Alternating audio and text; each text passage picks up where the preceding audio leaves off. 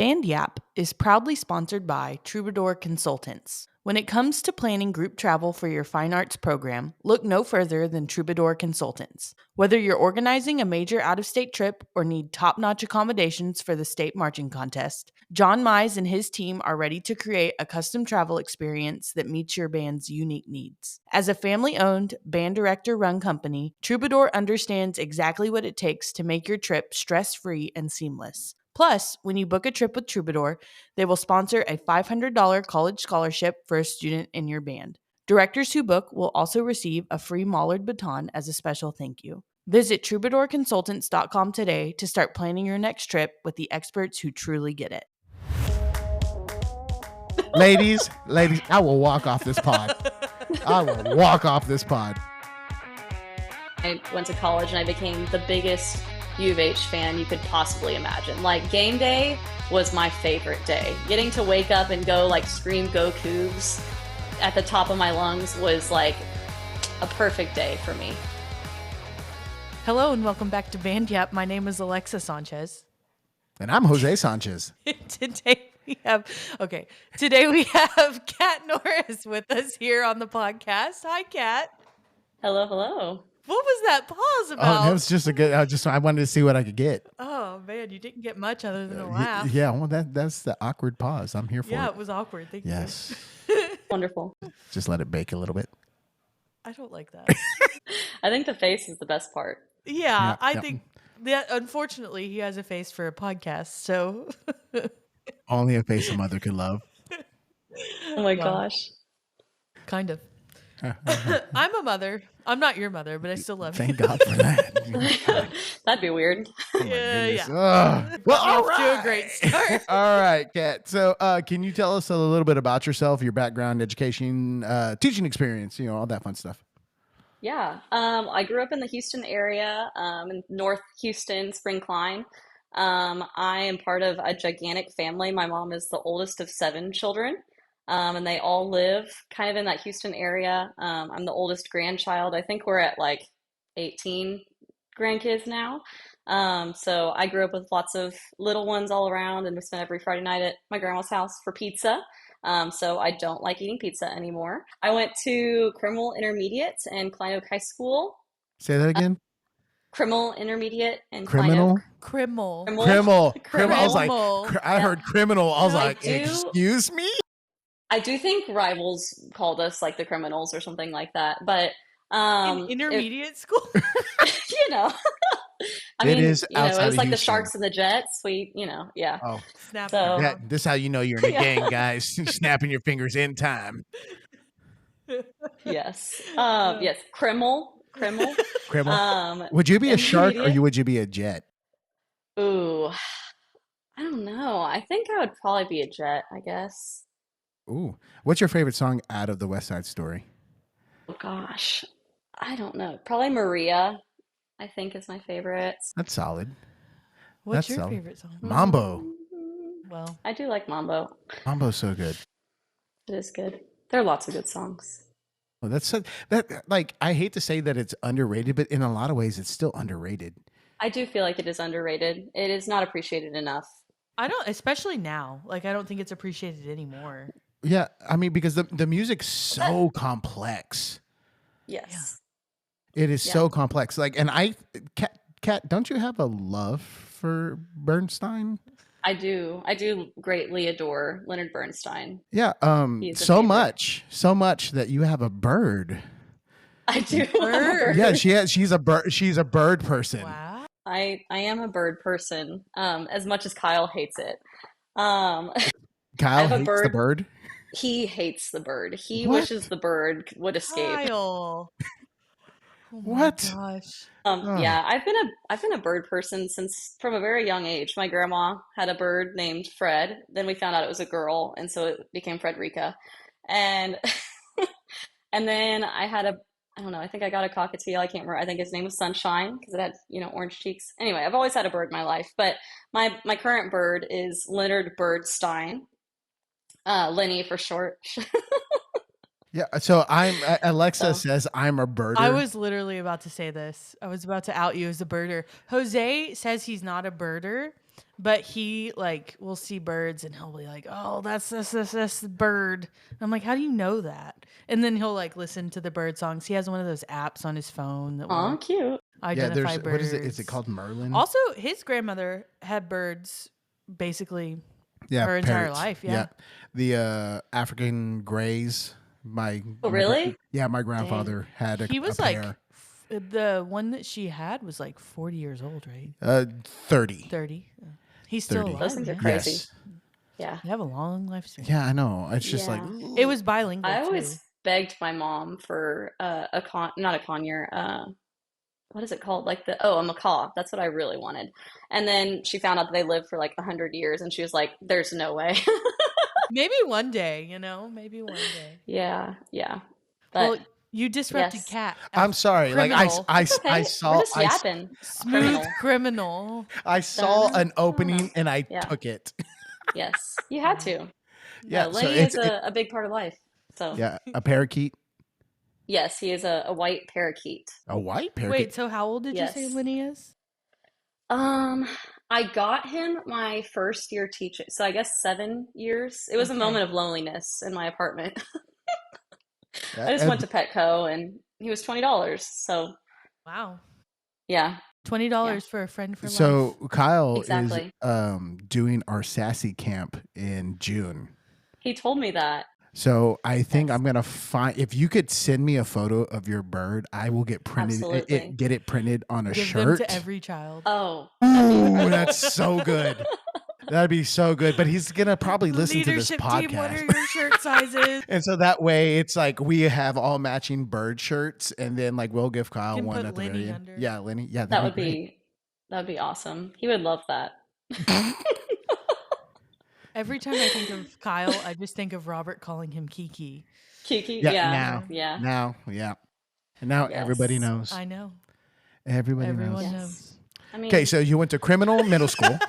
Intermediate. Intermediate, sorry. Criminal intermediate. intermediate. Yes. And then Klein Oak High School. I felt like I didn't know how lucky I was back then, but we had John Benzer in our band, Paul Regular, Joe Dixon, Eddie Green, Pat Patterson. And I didn't realize that I was that lucky until I got to U of H, where I went to college. And Eddie Green was there, and we talked about Eddie Green a lot, and we're like, oh, Eddie Green says all of these things, and we should teach this way. And that's when I realized, I was like, oh my gosh, it's pretty crazy that I got to like learn from him and be around him as much as I did whenever I was younger. Um, let's see. Went to U of H, loved it there. Go Cougs. Biggest Coug fan in the world. Was a part of the marching band for all 4 years. Was a drum major. And yeah, it was awesome. I loved U of H. I wish I could like go back and do college again just because I feel like I had so much fun. Even though I didn't do like any of like the fun things for college, I was just like a giant nerd for 4 years. But it's great. So finished up there. I'm now in my 7th year of teaching, and all 7 of those years have been at Henry Middle School. Started as the third director, and then about halfway through my first year, Andrew, who was my coworker, broke his hand severely by shutting it in a ladder. And so he was on some pretty heavy pain meds. So I got to take the second and third band my first year to UIL, and Robert was out for like a month because his grandma was really sick. So my first year, I got to run Henry Middle School for about a month. That was pretty sick. Or not Henry Middle School, but the band program. Thank God it was not the whole middle school. Um, we built you this office. Come run the school. yeah. And then the next year after that, I moved up to the second band and was there for 5 years. And now I'm in my first year as the head honcho, which is pretty exciting. So yeah, I guess that's me. So okay, well, so when did Kyle come into the mix? Well, we all started, like me and kind of our whole like group, all started working in Leander ISD that 7 years ago. Him and Zach Santos, Kendall Santos, formerly Stevenson, Caitlin Wolf, formerly Hall. we all moved into the Leander ISD or Leander district and got our jobs at that same time, and we're just hanging out a bunch. Um, and we would go out to, eat dinner or go hang out at Robert's house or Brittany's house, and we just all kind of got to know each other. And eventually, I kind of had my eye on Kyle, and I think he was still spoken for at that time, and he eventually became unspoken for. And I think Robert kind of shot my shot for me. He was like, "When are you going to ask Kat out?" And then he did. So, and now here we are. I tell you what, like talking to Robert, the number of times I've talked to him, he's very humble. But I mean, when he knows something, he's gonna go for it. Like Oh, there's no ands, absolutely. ifs, or buts about it. It's all like he's gonna say it, and you better hold on. Which I hold very dear to my heart in that way because I say the things, and sometimes I get in trouble for saying the things. Yeah, my first day, like after I got hired at Henry, I went towards the end of the year and to go like watch what they were doing and all that kind of stuff. And I walked into the band hall on the like for my first time walking into the band hall, and a child walks up to me and says, "Your new job is to make sure Mr. Herrings doesn't get fired." And I was like, "What did I just sign up for?" And I found out very quickly that a large part of my job was saying Robert whenever he was about to say something he shouldn't say. Yeah, I feel that on a deep level. Robert the matchmaker. Yeah. Yes, he is a matchmaker. He actually he would play a game. We do like a little thing with Cedar Park Middle School when we're getting ready for region band auditions, and we always play a game called Dating with Mr. Herrings, and he sets up a random couple. That's funny. It's like what? He should have his own like game show, like the dating show, Yep. band Yes. director edition. I was gonna say more like Yes. Millionaire Matchmaker. I don't know if you ever watched that Yeah. show. Yeah. Yeah, instead of I think that'd be having good. like Hinge, you just have the Robert Herrings app. Yes. Did you ever watch Millionaire Matchmaker? No. Oh, she would have like a mixer, and she would have like the millionaire that she's trying to match, and she would interview all of these people and be like, "No, you can't come to the mixer." But they would like go to the mixer, and then they would pick like a couple, and they would go on dates with them. There's a But certain that's amount what of Robert should do. Robert yeah. should interview all of the people. that's it's Team EA Clinic I'm next sorry, year. you don't have what it Yes. takes. Like He would be so good at that. he would. Like, Kat, are you into like trashy TV like that? Do you have a guilty pleasure I'm like that? outing myself now. No, I actually like I can't remember who was getting married. I think it was Callan, and we were like having our little bachelorette party. And Kendall and Caitlin and Anna are all into, Love Island and like whatever all of these, shows are. I was like, I've never watched a single one of these, and I refuse to. But they sat down and made me watch one episode, and I can't remember what show it was then. But then I was like, I have to find out what's going to happen. So I watched all of that season, and Oh, then yeah. I gave up after that. So. I don't know. I grew up in the era of like really trashy TV. Not that kind of trashy. I'm talking about like Jerry Springer Yeah. trashy. Maury. Like that's a different, You made me type talk of about this another trashy. time. I watched Love is Blind when I was on maternity leave. I've never watched Love Island. I don't know what the difference I don't is, know if I but- even said the right one. Yeah. They're both I like couldn't really tell you. popular. Love is Blind is the one where they go into the pod and they never like see each other. I think I tried to watch an episode of that and I could not get through it. So the first few episodes of the season are like they talk to each other and they like can't see each other. And then they like basically propose, like one of them proposes without seeing each other, and then they see each other for the first time and then they get married. That's basically the gist of it. Yeah, but- no. Sounds like something I would not be into. No, I Yeah. mean personally for myself, I guess whatever floats your boat or yeah. pod. not I to, wouldn't be into that. either. yuck anybody's yum. No, I get yeah, that. exactly. It's just like 90 Day Fiance. I can't get behind that I either. love 90 Day Fiance. Don't you come for my 90 Day I Fiance. just can't. I mean, it's all like, I'm sure like most of it's fake. Oh yeah. Like almost all of it. But So how do you feel about The Office? I love The Office. Okay, I do so too. okay, I can't. Jose hates yeah. it. I do not Really? hate it. I do not hate The Office. Let's get that out there. I can't stand Michael. Do I? Really? Yeah, Well, I'm I mean, great with Jim. Season 1 great. Michael is bad. Like it's pure cringe comedy, and I think that's like the point, I guess. I But like luckily they it. got out of that. I do too. I love it. I just I like cried in the last episode, like just ugly cry. We actually watched it when they took it off Netflix. We were It was New Year's Eve and we were in like Durango, Colorado, but we put on the episode and timed it so that like the episode finished at midnight. And I'm just like sitting on this couch crying at midnight because The Office just left Netflix. It was, yeah, anyway. I just can't. Michael, it's the incompetency. Jose will watch clips of it, but none of them involve Michael Yeah. Scott. Mm-hmm. That is true. That is 100% true. I'll watch, almost anyone else except for Michael Scott.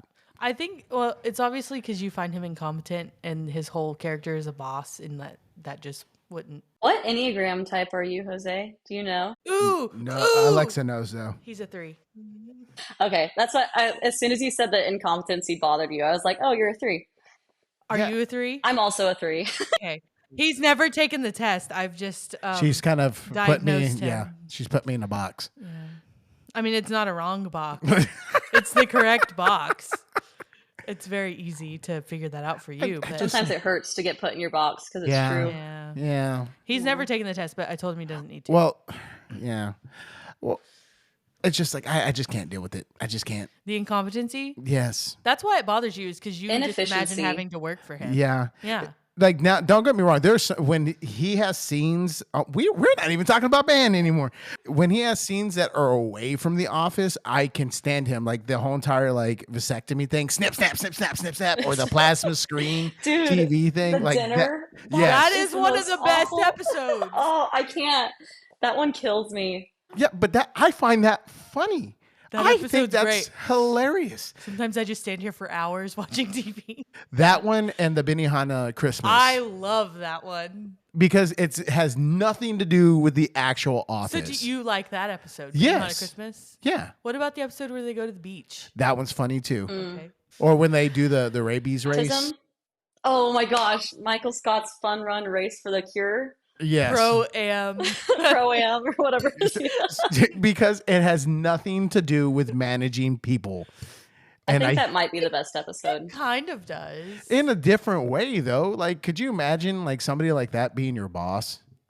No, Don't you Speaking- dare. Don't you dare. Well, speaking from personal experience. maybe my it hurts current because you boss- see yourself in him. Oh no. Hey, ladies, I will walk off this pod. I will walk off this pod. So Kat, why band? Um, gosh, I don't know. I mean, music is just like the coolest thing ever. Like, why? Where else do you get to like unite towards a common goal? So like holistically, I guess. Despite like how different the person sitting beside you is. I think that that's a really cool, special thing. I mean, I just feel like I've been a part of music for a long time, and I don't know what my life would be without music and without band. It's just, I guess, a part of me. So that's why, I guess. So you're a flute player, yes? I am, yes. So there's that 3 that we're talking about. Yeah. Yeah, that's definitely a flute player mentality, I feel like. I do not fit my instrument in that extent. I'm a tuba player. Well, I think flute players are probably either 3s or 1s. What's a 1? Similar to Rule the 3. follower? Rules are very important to ones. Are you a rule follower? She's an achiever, Jose. Yeah, I mean, I think that be an achiever and break the rules. I do like pleasing people, and I think following the rules pleases people. So I would say that, that is how I achieve my 3-ness, I suppose. But sometimes rules are meant to be. Wait, so what is Kyle? Kyle, I think we've decided he's a 9. He thought he was a 3 for a really long time. But we think he's a 9 wing 8 is what we've come to. 1s are reformers. That's what Okay. it is. But they're rational, idealistic. So what's a 9? purposeful. A 9 is the peacemaker. Oh. My dog is also named after a composer. Mahler? His Is name it is Mahler? Gus, but yes, Gustav Mahler. It's my other favorite, my other love. I guess you could say Holst too, I guess, depending Yeah. on what mood you're in. Yeah, Yep. I'm definitely more of a Mahler gal though. Yeah. Ooh, what's your favorite symphony? Mahler too, for sure. Oh, You yes. posted a picture. You got a score of Mahler too, didn't I you? did. It was, yes, it was like the coolest gift I've ever gotten. But we're playing, Brian Bollinger wrote this piece called Infinite Hope. I don't know if you've listened to it. I played Jose it played this it for year for UIL. UIL. Really? Nice. Okay, so I haven't asked Brian like if it's on purpose, but like that there's the chord progression from the chorale. And so I was telling my kids about how like I love Mahler too. I actually have a tattoo of the cover art to Mahler too. But anyway, I was telling my kids how much I love it, and I don't know if you know Sean Murphy. We know Sean. His son is in my band, and Sean Team really player. loves Mahler too. Yes, tuba player.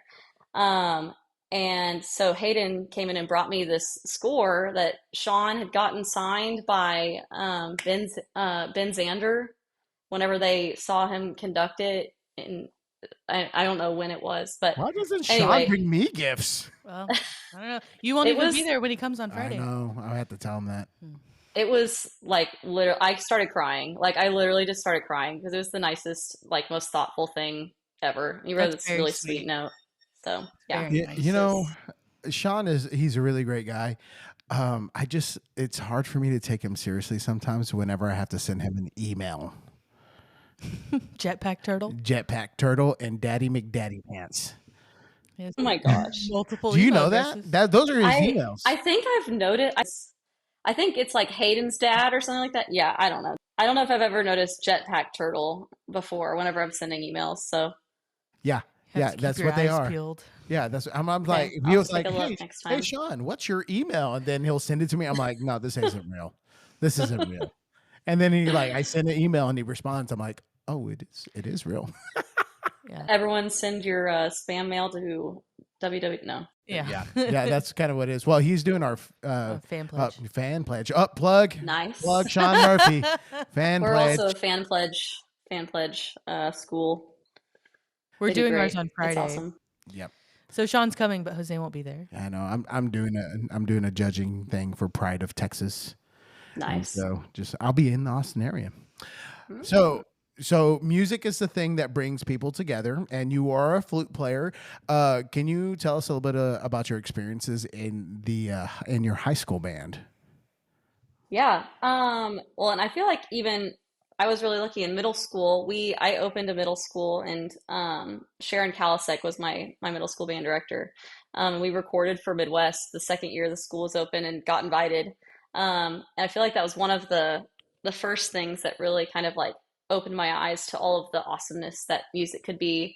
So I remember sitting on the stage and like looking out and seeing all of these people and being like, oh my gosh, this many people really care about band. That's crazy. Um, and then, got into high school and I felt like we had a lot of really great experiences, made available to us. They let us play in the pit orchestra for the musicals. And I did that for, I think, 3 years. And I, it kind of made me wonder, like, oh man, is that something I could do someday? Obviously, I did not know how to play the flute and the clarinet and the saxophone and all those kinds of things. So didn't go down that route.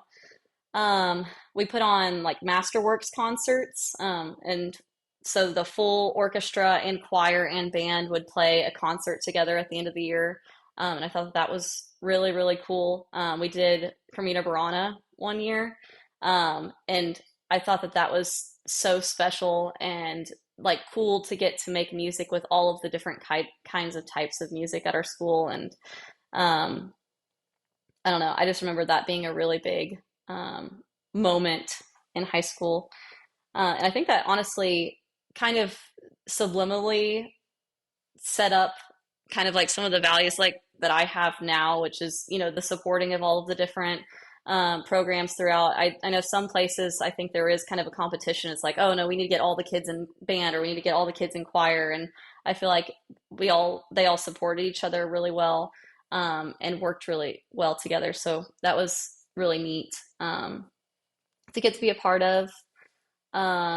As far as other things in high school, I remember one of the memories I have, even now. that I remember being really special was Mr. Clearwater just asking me one day to come to his office and listen to what he wanted to play for our UIL program. He's like, do you like this? Do you think other people will like this? Do you think this could be fun to play? And I'm sure he asked like, you know, other student leaders and things like that. But in that moment, I was like, oh my gosh, like Mr. Clearwater cares about what I think about the music that we're going to play and if I think other people will like it. And I think that was, you know, a big moment for me too, and something that it made me want to be able to do for my students and give them opinions and, or get their opinions and get, you know, an idea of what they really enjoy whenever they're playing. Um, I remember whenever I was in high school, we had Music Honor Society. And so we would go over to the middle school and tutor students. And Stetson Begin was in his first few years, I think, at Crimmel at that point. But he just was like, here, you want to teach the flute sectional? And I felt like so like on cloud nine that he would trust me to do that as a high school student. And I think him kind of giving me that shot to, you know, practice teaching and, you know, allowing me to, you know, impart wisdom on his students made me want to do that, be able to do that for my kids too, and for my, you know, students that have gone on to high school and beyond. College, let's see. I mean, I was part of the marching band. I was a big old marching band nerd. I never marched DCI or anything like that because I play the flute. I did audition once, one year for Crossman for a conductor, and it was like my age out, and I waited way too long. So like I didn't go do any camps or anything like that. I was like, yeah, I'm just gonna go. I'm just gonna go audition, and I didn't get it. But I ended up getting to teach still later down the road, but through some graciousness from other people. I don't know. Let's see. Oh, college, I guess still. But I was in the marching band. I did the basketball band. Being in the basketball band was one of my favorite things while we were at U of H. It was back when Kelvin Sampson had just kind of gotten there, and I mean, they posted videos of it even now. Whenever you know they were in kind of their final run for the basketball season this year. But he would run around the campus with a megaphone and be like, "Are you going to the basketball game? Are you going to the basketball game?" And he'd be like dragging people out of classes to show up. And you know, the band was like the majority of the audience at that point. But I remember he was such like a champion for the basketball team, and then he was also really supportive of the band program. Like he would come over and shake the Cameron's hand every time and tell us thank you for being there. And I remember just having so much fun being in the basketball band and like heckling the heck out of the other teams, and you know, just getting to be a part of that was really fun. Yeah, well, that I feel like that is something that is undervalued in a lot of ways, and you can probably speak to this, but like as music education majors, we hate a lot of people hate marching band after their obligation, you know, because I know at Baylor, like the music ed guys do their 2 years and then they're out. I was a glutton for punishment and I did my 5 years because, you know, at Baylor, it's a 5 year program. So I did 5 years of marching band and that was like rough, but basketball band was like one of my favorite things to do. And I Yes. think that's almost undervalued by the music education departments as a whole, because I don't know how it was for over at U of H, but it didn't seem like there's a whole lot of music education majors in the basketball bands. For at least at Baylor, it didn't seem like that. Yeah, ours it was like kind of competitive. Like you had to audition to get into the basketball band, and I don't know. I feel like it was a lot of music ed people. I'm trying to remember. I mean, in the flute section, I guess maybe I was there. I was one of two. I think there were like five of us, and I think two of us were music ed majors. So yeah, So, but it was fun.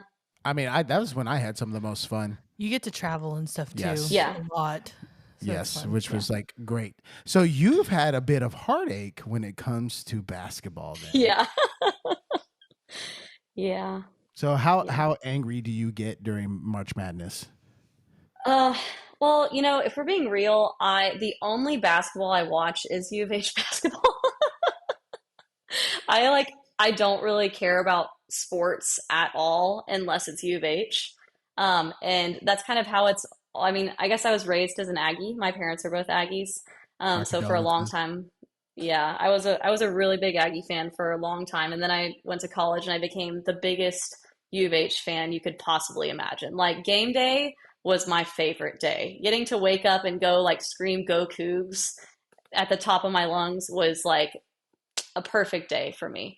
Um, so yeah, I mean, this year was definitely quite heartbreaking. I was just sitting on the couch, just like quiet mad, you know what I mean? Just sitting there like, and Kyle was asleep. So Yeah, we can't watch March Madness in the house, at least whenever Baylor's Well, on. we can't watch Baylor Yeah, basketball I have physical because they had, reactions. and he's not.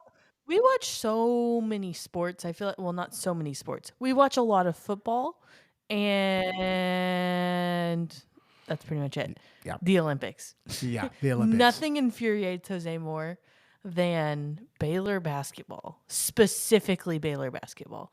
You don't get that way when you watch the Spurs. Nope. And you don't get that way when you watch literally any other sporting event. But you turn on Baylor basketball and something happens. Yeah, He's like it's rage upset. inducing. Yeah. And so after we had children, I was like, we can't. This is too This is loud, too not much. healthy. Not healthy. Like, I do feel like there is something about basketball. It's like, I mean, I really liked U of H football, but like basketball just makes you like want to jump up and down and scream, you know? I don't know what it is about it, but it feels like it should be so simple to get a ball in a hoop, and then they can't do it. And then, it's because it's so fast paced, and like if you make a yeah, mistake or something, the like reaction is so fast. But I don't know. He can't. It's We rage can't turn inducing. it on. I really have a problem. different person. Yeah. Yes, yes.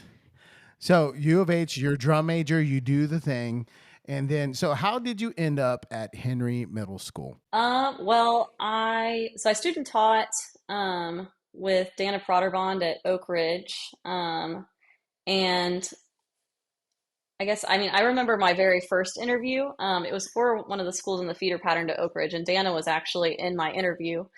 And afterwards, she sent me a text. She's like, "Let's go to Starbucks and talk about your interview." I obviously didn't get the position, but she talked to me for a long time about you know, interviewing and all those kinds of things. And ever since after that, I every job I interviewed, I actually got offered. And I guess I got in contact with Robert through Jeremy Spicer. He he sent Robert a text. And he's like, "Hey, Robert, meet Kat. She's awesome."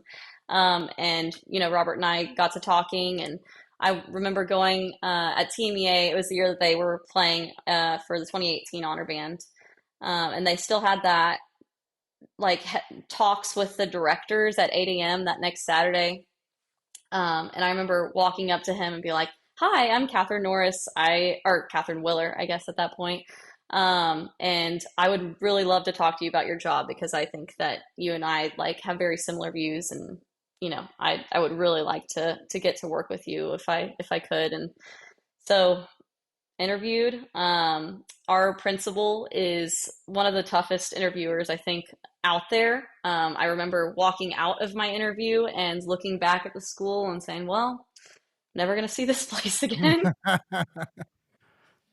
And then I left, went back to Houston, and I think I was actually, I'd gotten offered another job. I had an interview the night before my Henry interview down in like South Houston, and they called and offered me the job like 30 minutes after the interview.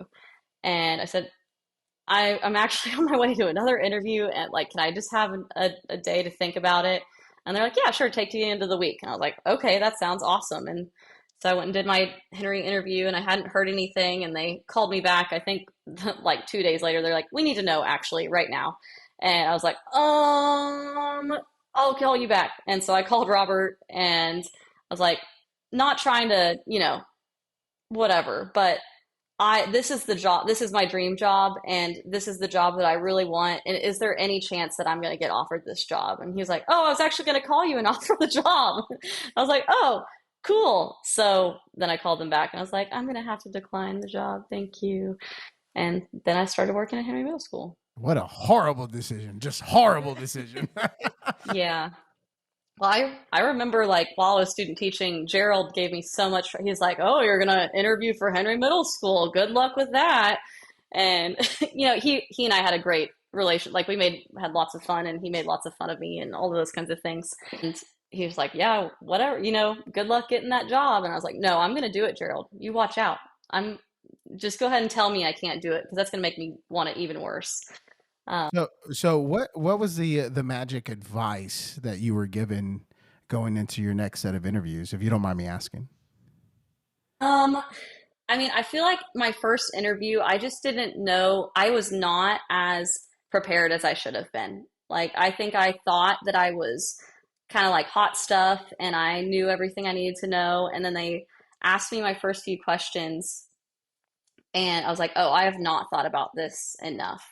And so Dana just sat me down and talked. It's like, what do you believe in for this? What are your values? What do you stand for? Like, what do you want whenever you become a band director? Because like, not only are you going to accept, what your head director wants for the program, but you also have to have an idea for what you want your students to learn and what you want them to get from you. And I think once she like just sat me down, I was like, you need to think about these things more.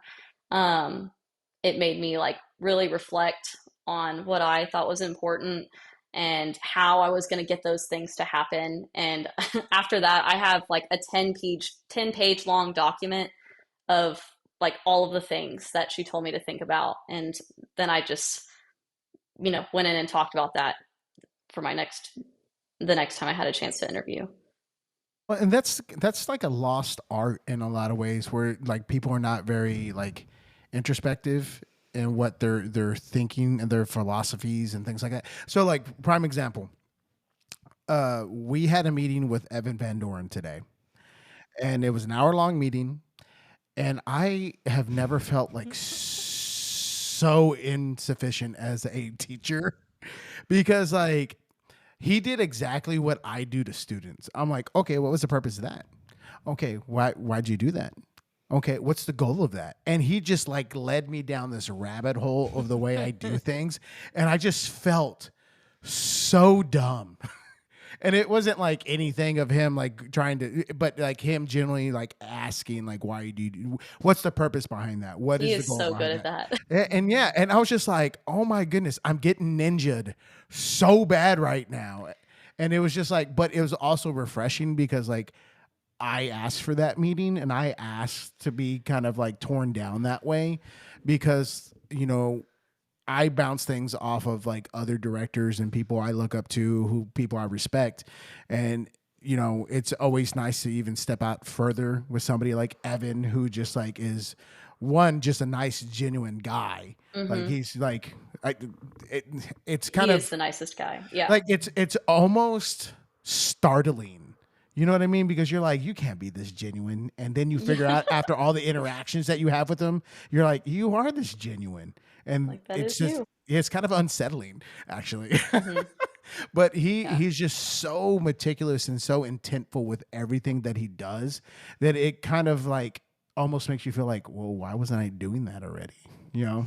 Yes. Yeah. And I He's think so that's like logical. yes, Mhm. and that's like one of the beautiful things about like people like that. And I think like Robert is also kind of like that. It's like Hmm. the intent Yes. behind everything is clear and it's present, and it's like crazy once you start thinking. It's just like, oh, why didn't I think about it? And you kind of kick yourself in the butt about it. Yes. Ugh, Absolutely. I hate that. I hate it so much. I enjoyed Good people to watching be it. around. Yeah, you enjoyed watching me squirm. That was the issue. It happens so rarely. But I also think it was like that was the purpose. And so it was just like good to see you like reaping the benefit of it, Yeah. Cuz like it was exactly what it needed to be.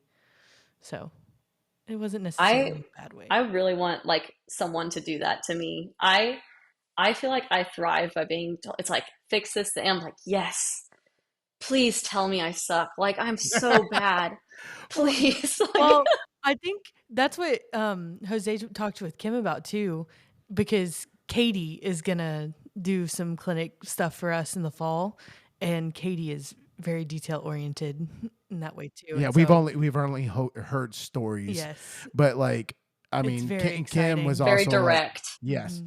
Well, Kim was Yes. also like having her come in and listen to my group and clean in my group, and she's like, she's still teaching me stuff. It's just like, Hmm. like we've had a clinician come in and like we're doing marching band things, and they're You like, always tell this yeah, story. like, have you ever thought about bopping that? Jose was concerned about the vertical alignment. And that's all they, I was like, I'm an idiot. Why didn't I think of that? Like just Big things that are dummy. like obvious, or like, you know why that note didn't start together? Their horns weren't up to their faces at the time of the start of the note. Like, you're Of right. course. Yeah. It's like maybe I should open my eyes while I'm teaching. No. Yeah. Yeah. So Kat, what makes teaching middle school so special? I mean, I think it's such a cool time in their lives. Everyone, I feel like I've been asked recently, especially now that Robert's gone over to the high school, the parents were like, so when are you have the itch to go to the high school anytime soon? I'm like, no, definitely not. Like, I don't, I mean, I think Robert would have said this to you too, but, I think he thought he was going to die there. And then Vista Ridge opened up and he's like, well, I have the chance to go teach my kids and like, we can have this whole, special thing. And, you know, anyway, I think middle schoolers are so like genuine. I think that they live so like joyfully and unabashedly, and they just are themselves. They haven't quite gotten to the point where they're like, I mean, they are worried about what other people are thinking, but they're also just like living life. And I think it's so fun to watch them just be like kind of dumb, but like in the best way.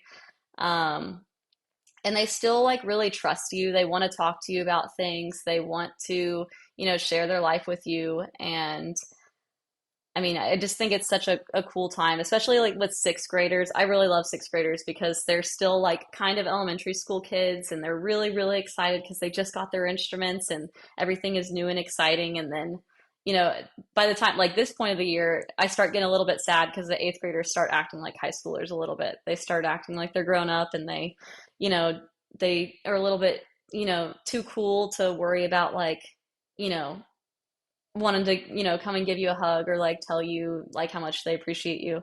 Um, I don't know. I just think it's such like a magical time. They're so excited and, they don't have to worry about things like jobs and all of that kind of stuff yet. They just get to like find out about themselves and love what they do and find the thing that they love. Yeah, there's a certain type of innocence in middle school that you just don't get anywhere else. Um, there's also like a lack of a filter Yes. Yeah. and personal hygiene. Quite honestly, that's the worst Yeah. Oh part. my gosh. Yeah. Yes. The worst part is having to teach them about wearing deodorant. It's like sometimes Yeah. you walk like through the trombone riser and you're like, whoa, like Or like a kid's in a practice room and they've been practicing, and then you're like, yeah, all right, time to opening it. Especially like near the end of the day. oh Yes, man, when the this band one. hall's a little hot. They've lived a lot of life that Yeah, day. this has been a staring for. Have you ever seen those you. like not memes, but like where they're like, I can't believe in middle school we used to like go run a mile and then drink a carton of milk and then go to like Oh my whatever. goodness. That's always what They're that just makes me wild think of. animals. Yeah, They I mean, really are. they're like it's feral. The Feral. ferals are Yes. good.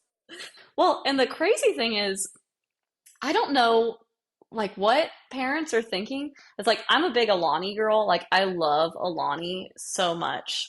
Um, and so do all my middle school children, and they're walking around carrying cans of Alani. And I was definitely not consuming that kind of caffeine in middle school, so I can't imagine what they're going to be like by the time they're adults. Also, I don't know if this was just like a me thing, but my parents wouldn't let me have coffee in middle school either. And I feel like there's a bunch of middle school kids like that carry around iced coffee Yeah, or hot coffee. I think I've it's seen the, both. the Starbucks push. It might be. But I don't know. I mean, we also have a high school kid who like drinks a Dr. Pepper first thing in the morning, and then she's in first period. I've seen her drink a monster. Monster, Before, too. yeah. Which I'm like, why are you drinking a Monster? To be fair, she's like 18 years old. Yeah, but it's like it's 8 a.m. She's all like, "Oh, I finished my Dr. Pepper earlier." I'm She like, gotta get hyped. What do we? You're gonna She's vibrate of out of your the being? Zach Santos blood I know. type. I was about to Okay, say that the yeah. Santos like white monster videos where they're making like lattes with it. Yes, Yes. I send a lot of those to Zach. Quite honestly, I'm like, Zach, I here you send them go. to him sometimes too. Well, so he's made the impression of our staff because he does our body movement stuff. Plug the band Blueprint. He Banyap 5. It's our promo code. Use Banyap5 to get 5% off your Van Blueprint purchase. Yeah, corporate machine. I can hear it now. Sell out. What a shill. But he like we did the BOA Austin, and we were able to stay at Vista Ridge during that time between finals and all that kind of other stuff. And we went into the band office, and Zach was just handing out white monsters to my staff like it was nothing. And then it became like an epidemic. Like, so the staff was all like, hey, so are we going to get more white monsters? Like, we went to Sam's and like loaded up. And so that's what we had at all marching contests. And that's because of Zach Santos. That is what fueled my drum corps teaching days. It would be a show day and I'd get the biggest white monster I could find. Is it because it's citrus? I don't know. I don't even know what flavor it is. It just tastes like monster. Yeah, I have a confession. I don't like the white monsters. I'm so sorry. Oh no. I like the Alanis. Is there a color that you like? No, Like, haven't tried enough of them, I don't think, to figure it out. well, I think that white is the only bearable one, in my opinion. Okay. Well, I'll try it again because we have some at home. Yeah. Thank you, Zach. Have you tried the new sherbet swirl Alani? I have not tried that one. Best flavor. I'll have to find it and try it. I'm in like a Red Bull era, I guess. I like the sugar-free watermelon one. That is a good one. The strawberry apricot one is like okay. There's a new white peach one, which I think I would like. I don't think you would like it. I love peach flavored things. I would like to. I like the peach Alani. Like that was my favorite until the sherbet swirl. I'll have to find that one and try it. I do like sherbet, just in general. I've tried like my It is mom good. always has Alani in her fridge. For some reason. I don't understand that. She always all the Alanis I've tried have been at her house. I've tried like the cherry one, the cosmic stardust one. I don't know. I've tried them all at Mom's house. I don't know. I've had them. It's okay. I just need something with a little bit more hair on its chest. I don't know. I'll keep my mind and heart open to White Monster and try it again. But I'm going to say this. I prefer sherbet over ice cream. Ooh, hot take. that is a very hot take, and I no Which, longer. do you like the swirl sherbet? Like I the just like strawberry sherbet. lime orange? Or, Yes. okay. I was gonna say orange Because it's like light and refreshing. And like, I that's do what I agree. like. Like ice cream is just like a little bit heavy. I think part of the issue is that I'm lactose intolerant. You know what? But sherbet does have dairy in it. Yes, but I can only handle so much. You know what I can't get behind? What? Sorbet. Yeah. I can't get behind it. I'd rather eat a snow cone at that point. I'm a big do- ice cream girly. Me So too. Just give me ice cream. Yeah. Do you have a favorite ice cream? Jenny's for sure. I don't think I've ever had Jenny's. It's like the most luxurious ice cream you could ever eat. What's your? Do you have like a favorite flavor? Ooh, they have this like lemon crinkle bar flavor that's super delicious. I don't know, every single flavor I've ever tried. I feel like I always get a different. They have like storefronts, and then they also sell it by the pint. Mhm. I always just get something different because I want to try all of the things. But I do really like the lemon bar one.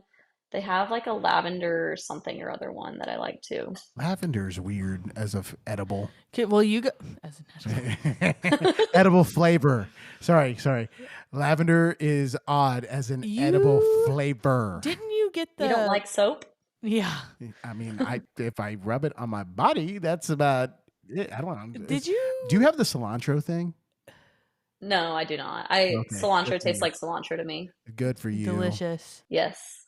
Do you? Happy Cinco de Mayo. Didn't you get the lavender Yes. like cold foam? Yes, I did. At No, Starbucks? I got The the oat matcha. milk one?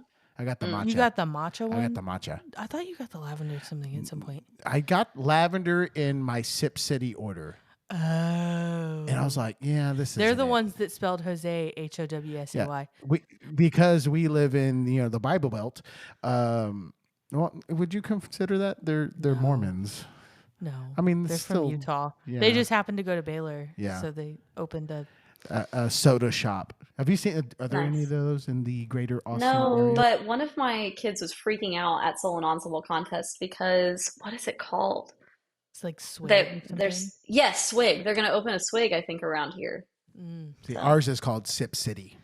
Swig is like the big one though in Utah. Those are the ones that are like hmm on every corner. Yep, There's other ones, but Swig is like the with the big coconut one. cream and coconut syrup. Yes, The like the basic. dirty dirty soda. sodas. Yeah, yeah, yeah, Yeah. yeah, So you got lavender in your Sip City order. yeah. And it was just like, what? What is this? That's odd. That was Yeah, an That odd does sound choice kind of of you. weird.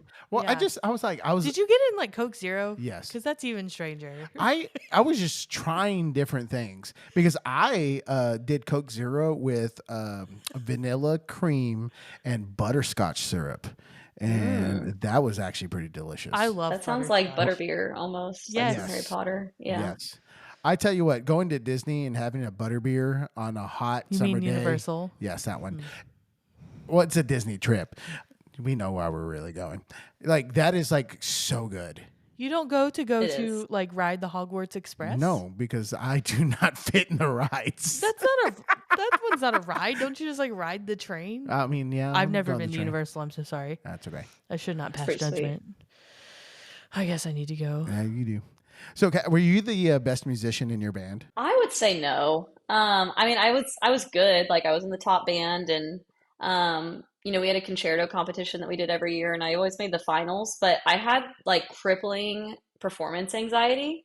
So anytime that I felt like I had to demonstrate my skills, I got in my own way a lot. I feel like everyone might say that as like an excuse, but like legitimately, I feel like I wasn't able to have a performance that I was really like felt successful at and that it represented what I had practiced until my senior year of college when I finally got beta blockers. Like that was the only time I felt I was like, okay, I just showed everyone what I can actually do. And then I went out on top. And I So never no, I played would the say no. flute again. Never picked it back up.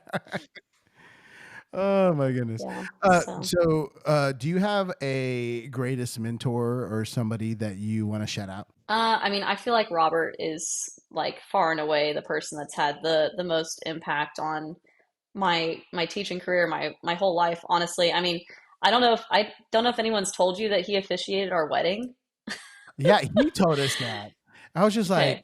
Robert is like just like he's a cool dude. Like there's just He no is a other cool way to dude. say it. He Like does he is everything. like there's almost something like all encompassing when it comes to Robert. It's just like I don't feel like he's good at just one thing or he's just involved in one thing. He has to be involved in all things and he's just like he has to be successful at all things. Yes. Yeah. Yeah. No, I mean I feel like everything I know is like almost because of him. Like the way that I do everything is informed by what I've watched him do. And, of course I've had like other great like Mr. Benzer is someone else I would say is made a really big impact on me, between having him in middle school and high school and then all the way through college, like his classes, I feel like really prepared me to teach beginners really successfully. But I mean, Robert just like he taught me how to do everything, like whether it's talking to parents, whether that's, teaching the instruments. I mean, I remember my first year going into teaching flute class and I was like, all right, I'm about to kill this. This is going to be great. And then I feel like maybe like 2 months into teaching the beginner class, Robert was like, yeah, this is not it. You need to do this, you need to do this, you need to do this. And I was like, okay. And then everything immediately got better. And then ever since then, I feel like I was a much, much better beginner teacher just, because he took the time to stop me and be like, yo, like, have you thought about really focusing on little details, even though you're like just starting on things? And um, yeah, so I mean, Robert's had a big impact. I feel like I am really lucky in our district, especially everyone is just super supportive of each other. the day I got the head job, Liz Love called and she's like, "Okay, well, we have this ladies' lunch that happens every month, and we're gonna go and we're gonna talk about band, and we're also gonna talk about not band, and sometimes we cry, and sometimes it's awesome, and we're so excited that you're gonna be a part of our head band director lady lunch now." And even back whenever I was the second and third director, there's like a group chat that you get added to, and as soon as you get hired, and everyone just like talks about like what they're struggling with, what they need help with. And I think that's one of the things that I really love about our district, honestly, is that everyone is so like supportive and helpful of each other. And um, everyone is just like willing to pick up the phone and talk to you about anything that you need help with. So I feel like all of the directors, especially this year, I feel like I've called almost every head director in the district and asked a question, and they've all picked up the phone and all been really, really helpful about that. And I don't know, I don't know if I would have made it through the year without all of their help too. So That's something I can say about like what's happening at Leander is that almost every single director that I've reached out to talk on the pod have responded and have agreed to be on the podcast. And that, I mean, you didn't have to do that. Nobody has to do that. Like, honestly, I emailed, Mike Howard, and he responded within I think an hour. He responded quickly. he's Yeah. really good about, yeah, his email is, Yeah. Mhm. So like, it's he, just like, he it, answers. it, it was great because like you would think with a powerhouse set of programs in there that, he would have some more to deal with than, a lowly old email from somebody asking for him to be on a podcast. I'm sure he does. Have Yeah, more I to mean, do yeah, with but like he didn't have to do that, and like Robert didn't have to do that. Taylor didn't have to do that. You didn't have to do that. And that's something that I'm very appreciative of, and that's been like really, really fantastic because y'all don't have to, and that says a lot about you guys. As far as character and as well as willing to help out others in the profession. So I appreciate you in that way. Mhm. Thanks. I mean, we all rise by lifting others, right? And, someone had to do it for me. And so, I still feel like I'm just like a little baby a lot of the time. But I hope that someday I can do for other people what so many people have done for me, because I wouldn't be where I am without all of those people. So, And that comes back. There's been like a running like motive with that. It's like it takes a community and it takes a lot of like vulnerability. Vulnerability. I have That's a hard hard times word. words for me. Yeah. Vulnerability. Vulnerability. I'm done. I'm done. Uh, a certain level of Vulnerability. that one to like really get to that point. And I think that's when you start really become a better educator.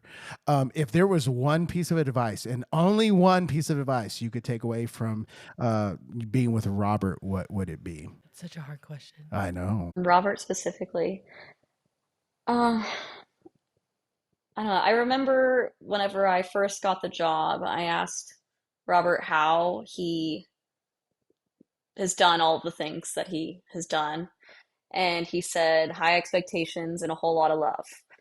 So I think the number one thing that I really have taken away from him is that there really is no expectation that is too high, I think, for the kids, as long as you teach them and show them the way, and you do it while you're showing them that you care about them a whole lot.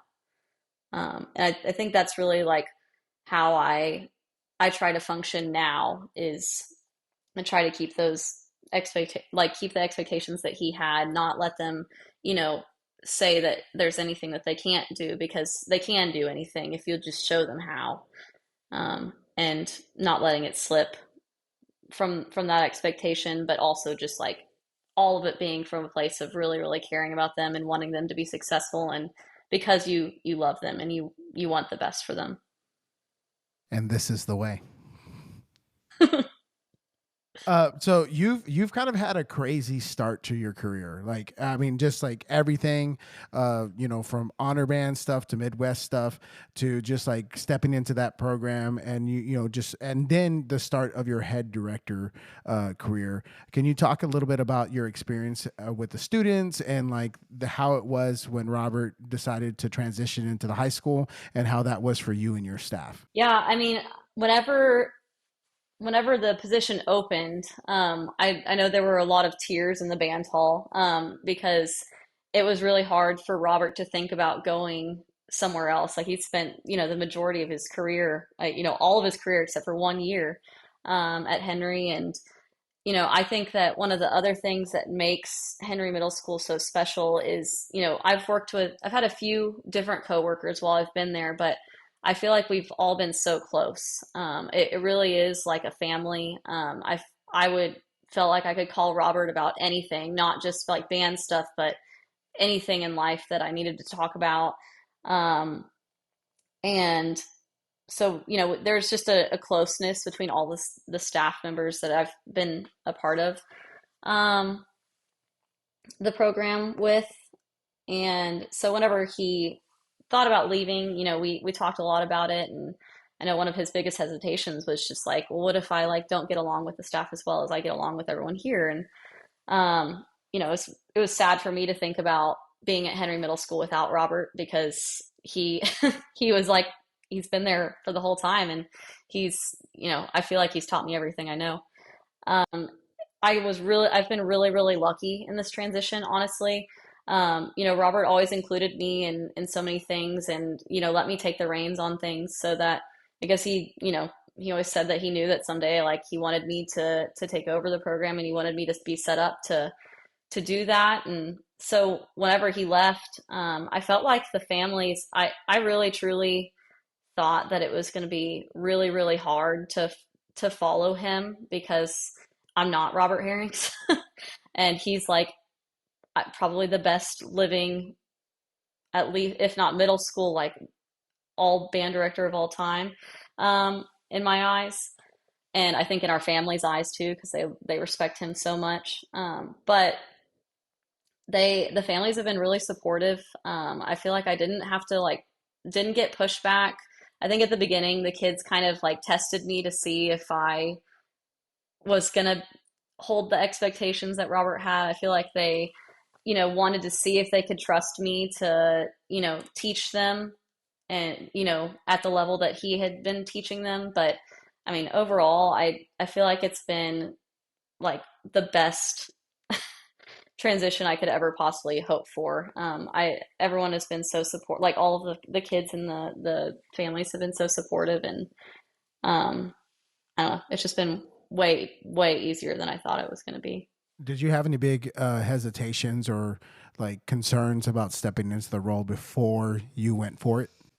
I don't know. I mean, I guess I felt like the program deserved to have someone that knew what it stood for and had been a part of what it's, stands for, and has kind of seen the way that Robert had done things. So I guess I didn't really see any other option other than like I have to be ready to do this, and I have to make sure that Robert's legacy lives on, and that the kids get to keep having the same experiences that they had. And um, I mean, I don't know. I think as soon as like I knew that he was going to Vista, I was like, okay, well, like I'm gonna do this, and this is where I belong. Like this is where I want to be for like the rest of my life, and I'm not gonna let anything get in the way of that.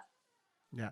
Well, and like so many people are afraid of stepping in after someone who's been super successful and like a staple in the community in a lot of ways. I mean, there are like head director jobs like really on the job board right now, like a lot of them. And there's some of them that I've talked to other band directors about. I'm like, "Hey, are you going to go in for that job?" They go, "How long has that band director been there?" That long, no, this long, and they've been super successful. People were like, "Nope, not doing that." And so, like, honestly, that says a lot about you stepping up to the plate that way. Because, like, the way I see it, there's only one Robert Herrings, and there's only gonna ever be one Robert Herrings. But at the same time, there's only one Cat Norris, and there's only gonna be one Cat Norris.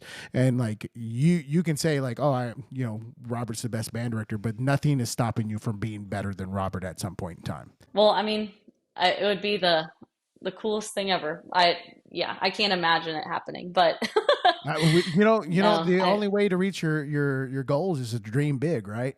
exactly. No, I mean, And and aside from, the families being really supportive, I feel like I've been really lucky because Robert has like always been my biggest champion for the families and to the kids, and even still he comes over every week, but and he always says that he's trying to keep his hands off because he wants to let me like shine on my own, and but he's always like whenever I'm like, no, like I really need your help, can you please just like tell me what I need to do.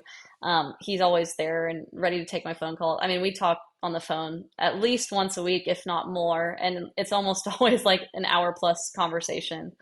um, so I mean, I even still I feel like so much of this year being what it has been is because he's just been such a good friend and mentor to me.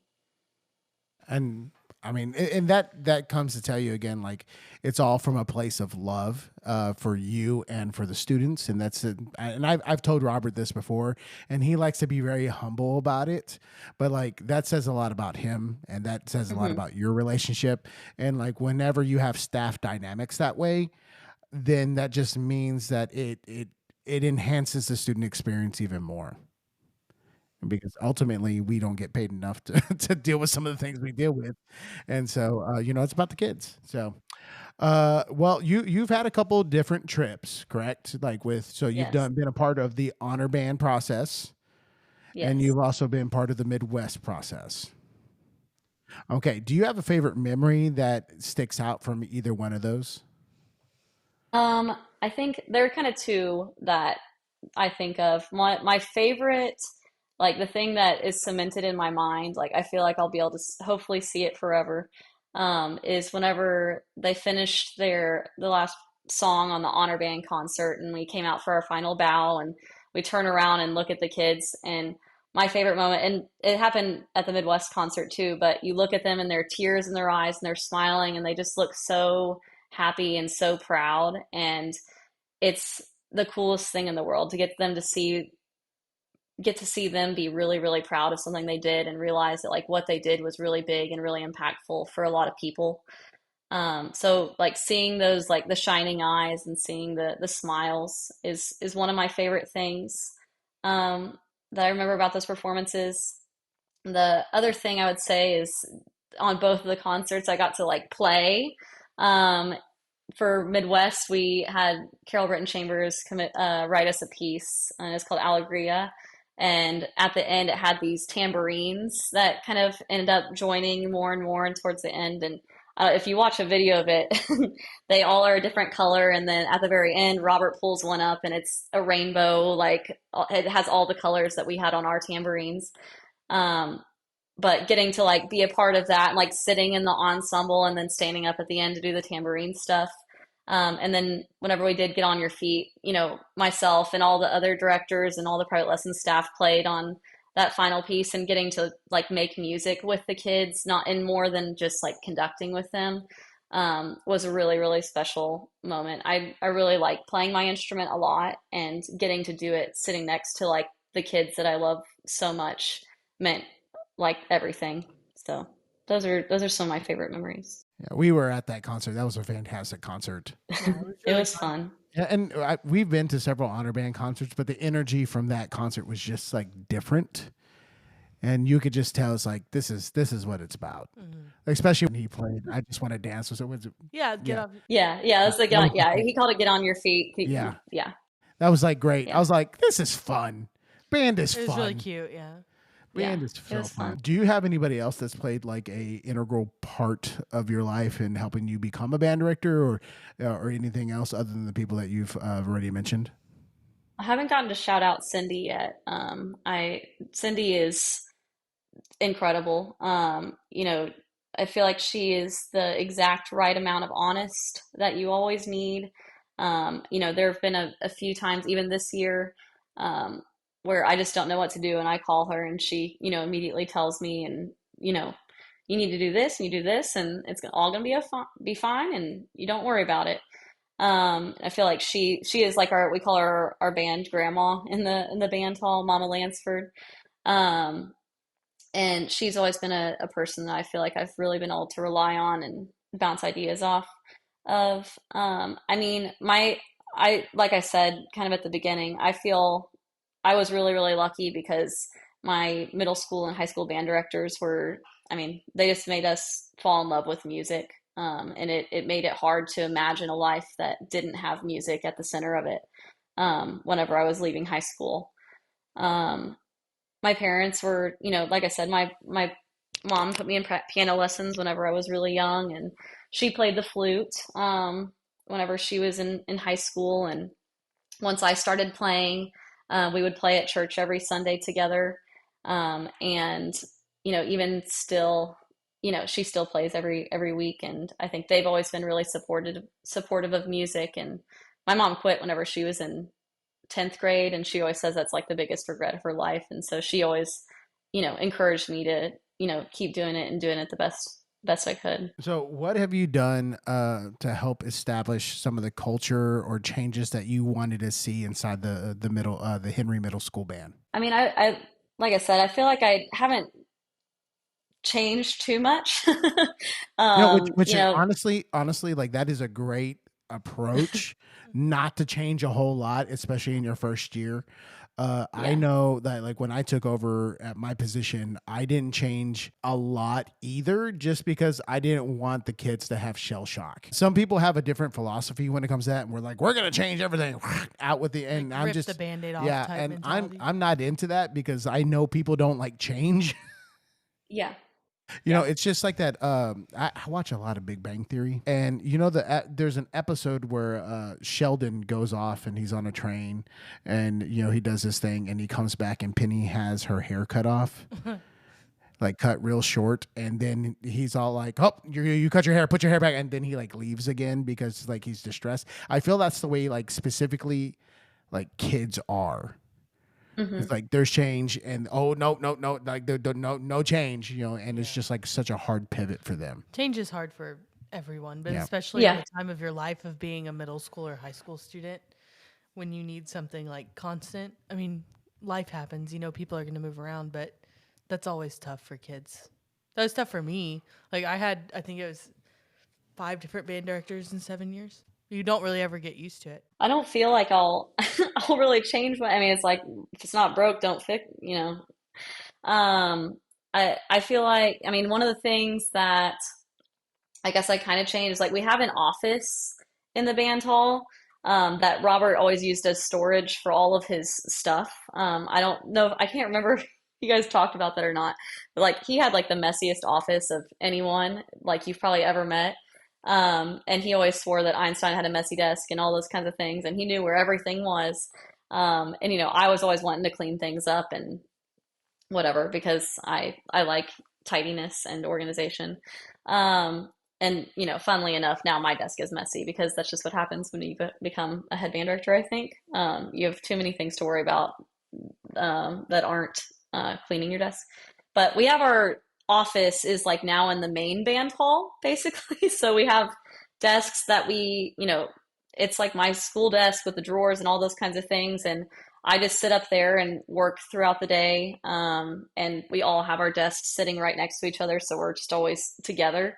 Um, and I guess we used to like, I mean, like that's the change is like we used to have our own like separate offices technically, even though whenever I first started working at Henry, Robert was like, why don't you go sit in your office? I'm like, I don't like it there. There are no windows. And so I just would sit at the front of the band hall. And then slowly everyone just started joining me at the front of the band hall. And so then, now it's just kind of the official desk, no office kind of situation. Yeah. Um, Well, I mean yeah. that once again, you're trying to build that community, and as if the kids are seeing that community out of you, then they're gonna want to be a part of that community consistently. That's the funny thing about our office is it's very tiny. It's not big enough for all of us to fit in there. But the nice thing about it is that it is like a fishbowl and anyone can see in and the kids can come. It's centralized and we can see the windows into everything. And then, sometimes that's not ideal when Jose's having a very serious conversation with a student and everyone can see into the fishbowl and watch what's going on.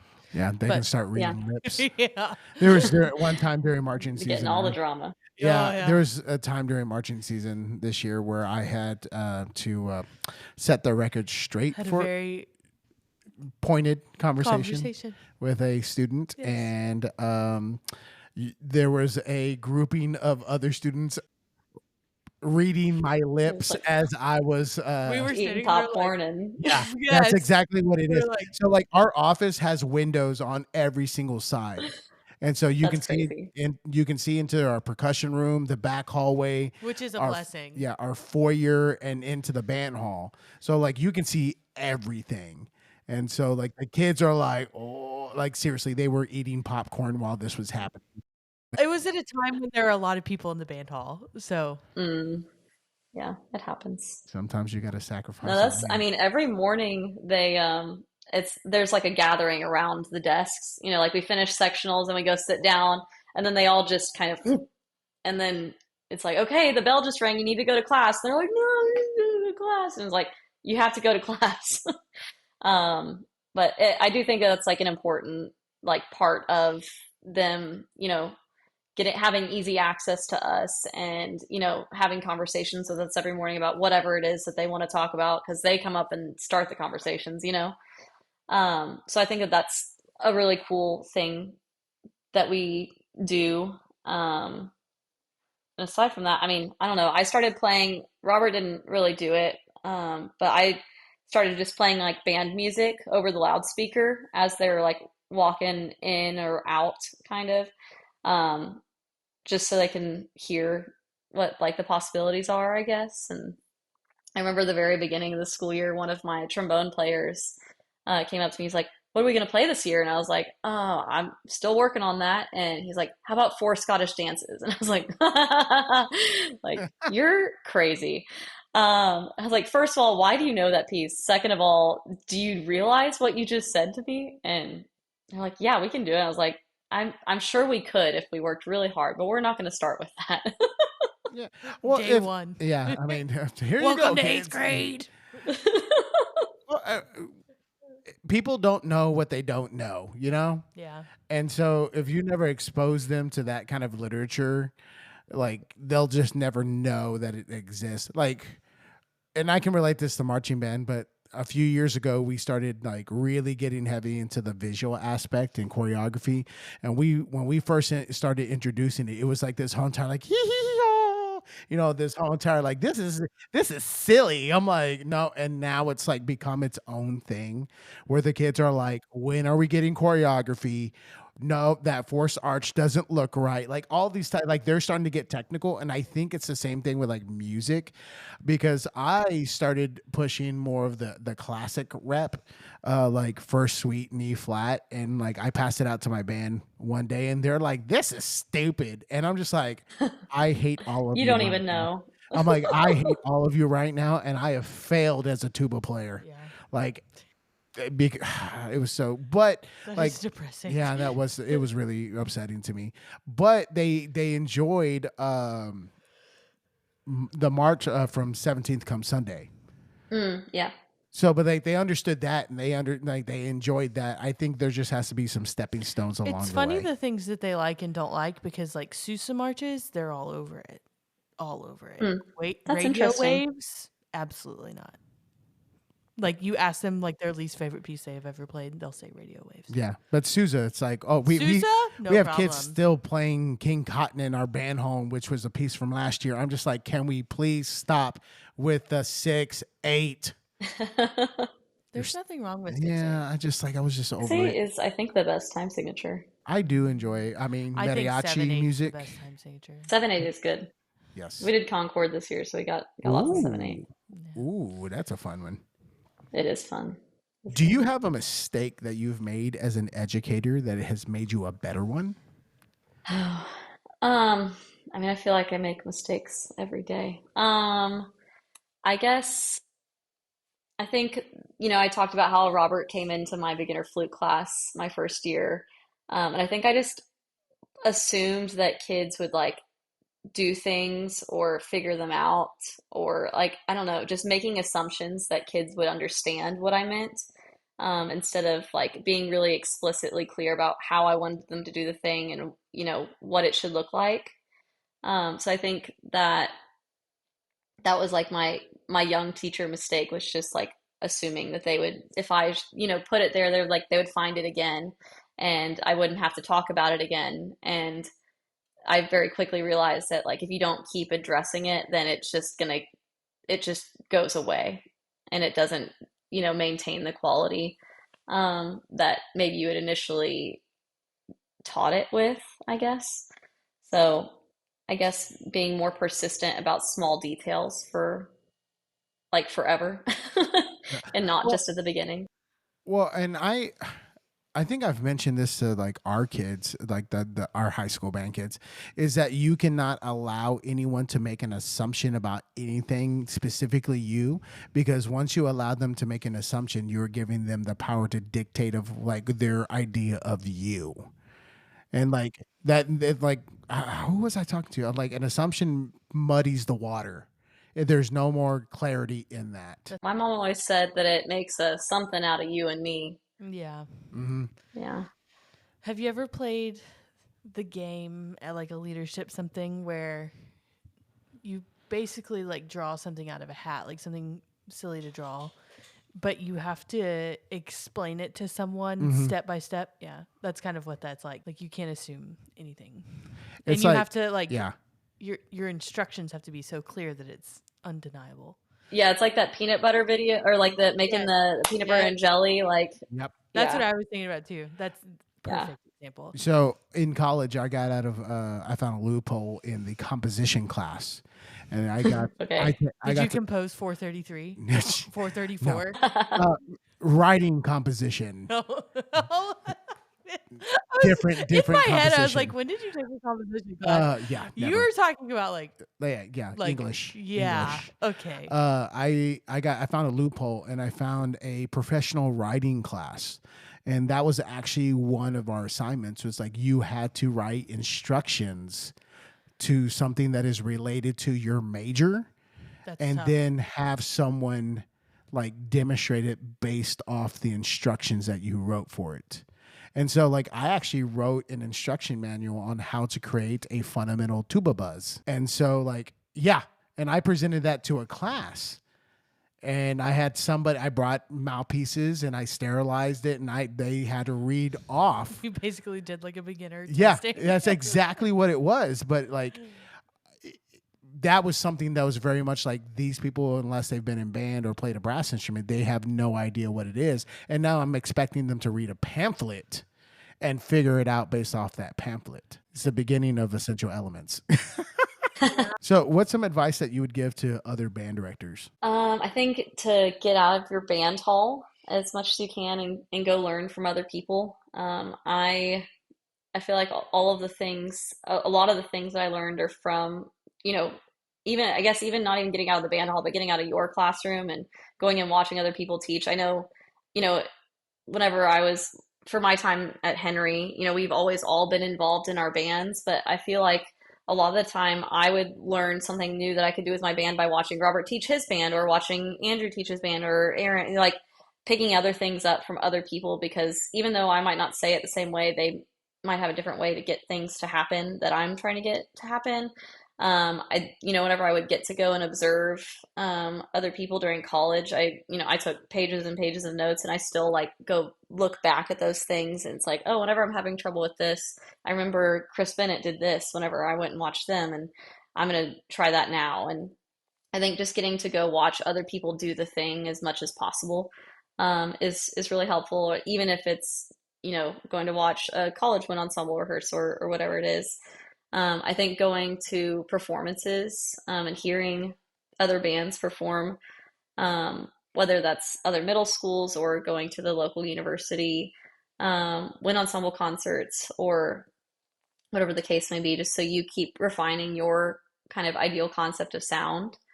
I think going to TMEA, going to TBA, doing all those things, and like actually going to the clinics and That is the key. Actually going to the clinics. yeah.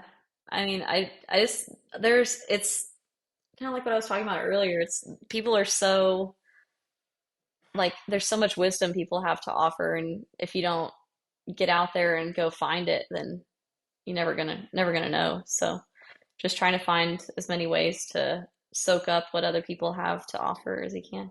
Listening to podcasts like this. Nah. Yeah, listen to Yeah. podcasts. So basically, the moral of the story is just to condense it is that you need to be a lifetime learner. And I know, Kat, that you tend to be a lifetime learner in a lot of different ways. Um, I hear that you are learning to speak French. Gosh. Can you Yeah. so how many days is it? 500 days? Oh no. Is this her Duolingo streak? Yes. I'm at 537 right now. 537. It's Wow. impressive. Can you give us some French? Je parle un peu français. How conversational are you Not. you're not? I not very. I feel like I could probably understand someone pretty well, but whenever it would come to a responding situation, I would be entirely frozen. I can only like I'm thinking of like that the scene from 10 Things I Hate About You where he's all like, we can, eat French cuisine and like have yeah, that's what I'm envisioning right now. Yeah. Like, so I actually feel like I might be better at Spanish than I am at French. French. Um, um, it's actually been very interesting this year. I have a student in my clarinet class that like only speaks Spanish. And so it has made me refresh my Spanish a considerable amount. Um, I still don't really speak. I feel like I can't really speak that either, but I can understand most everything she says, which makes me very proud. So what started you down this French journey? I mean, I feel like it was Kyle. It was COVID, and I don't know, Kyle's really into cooking.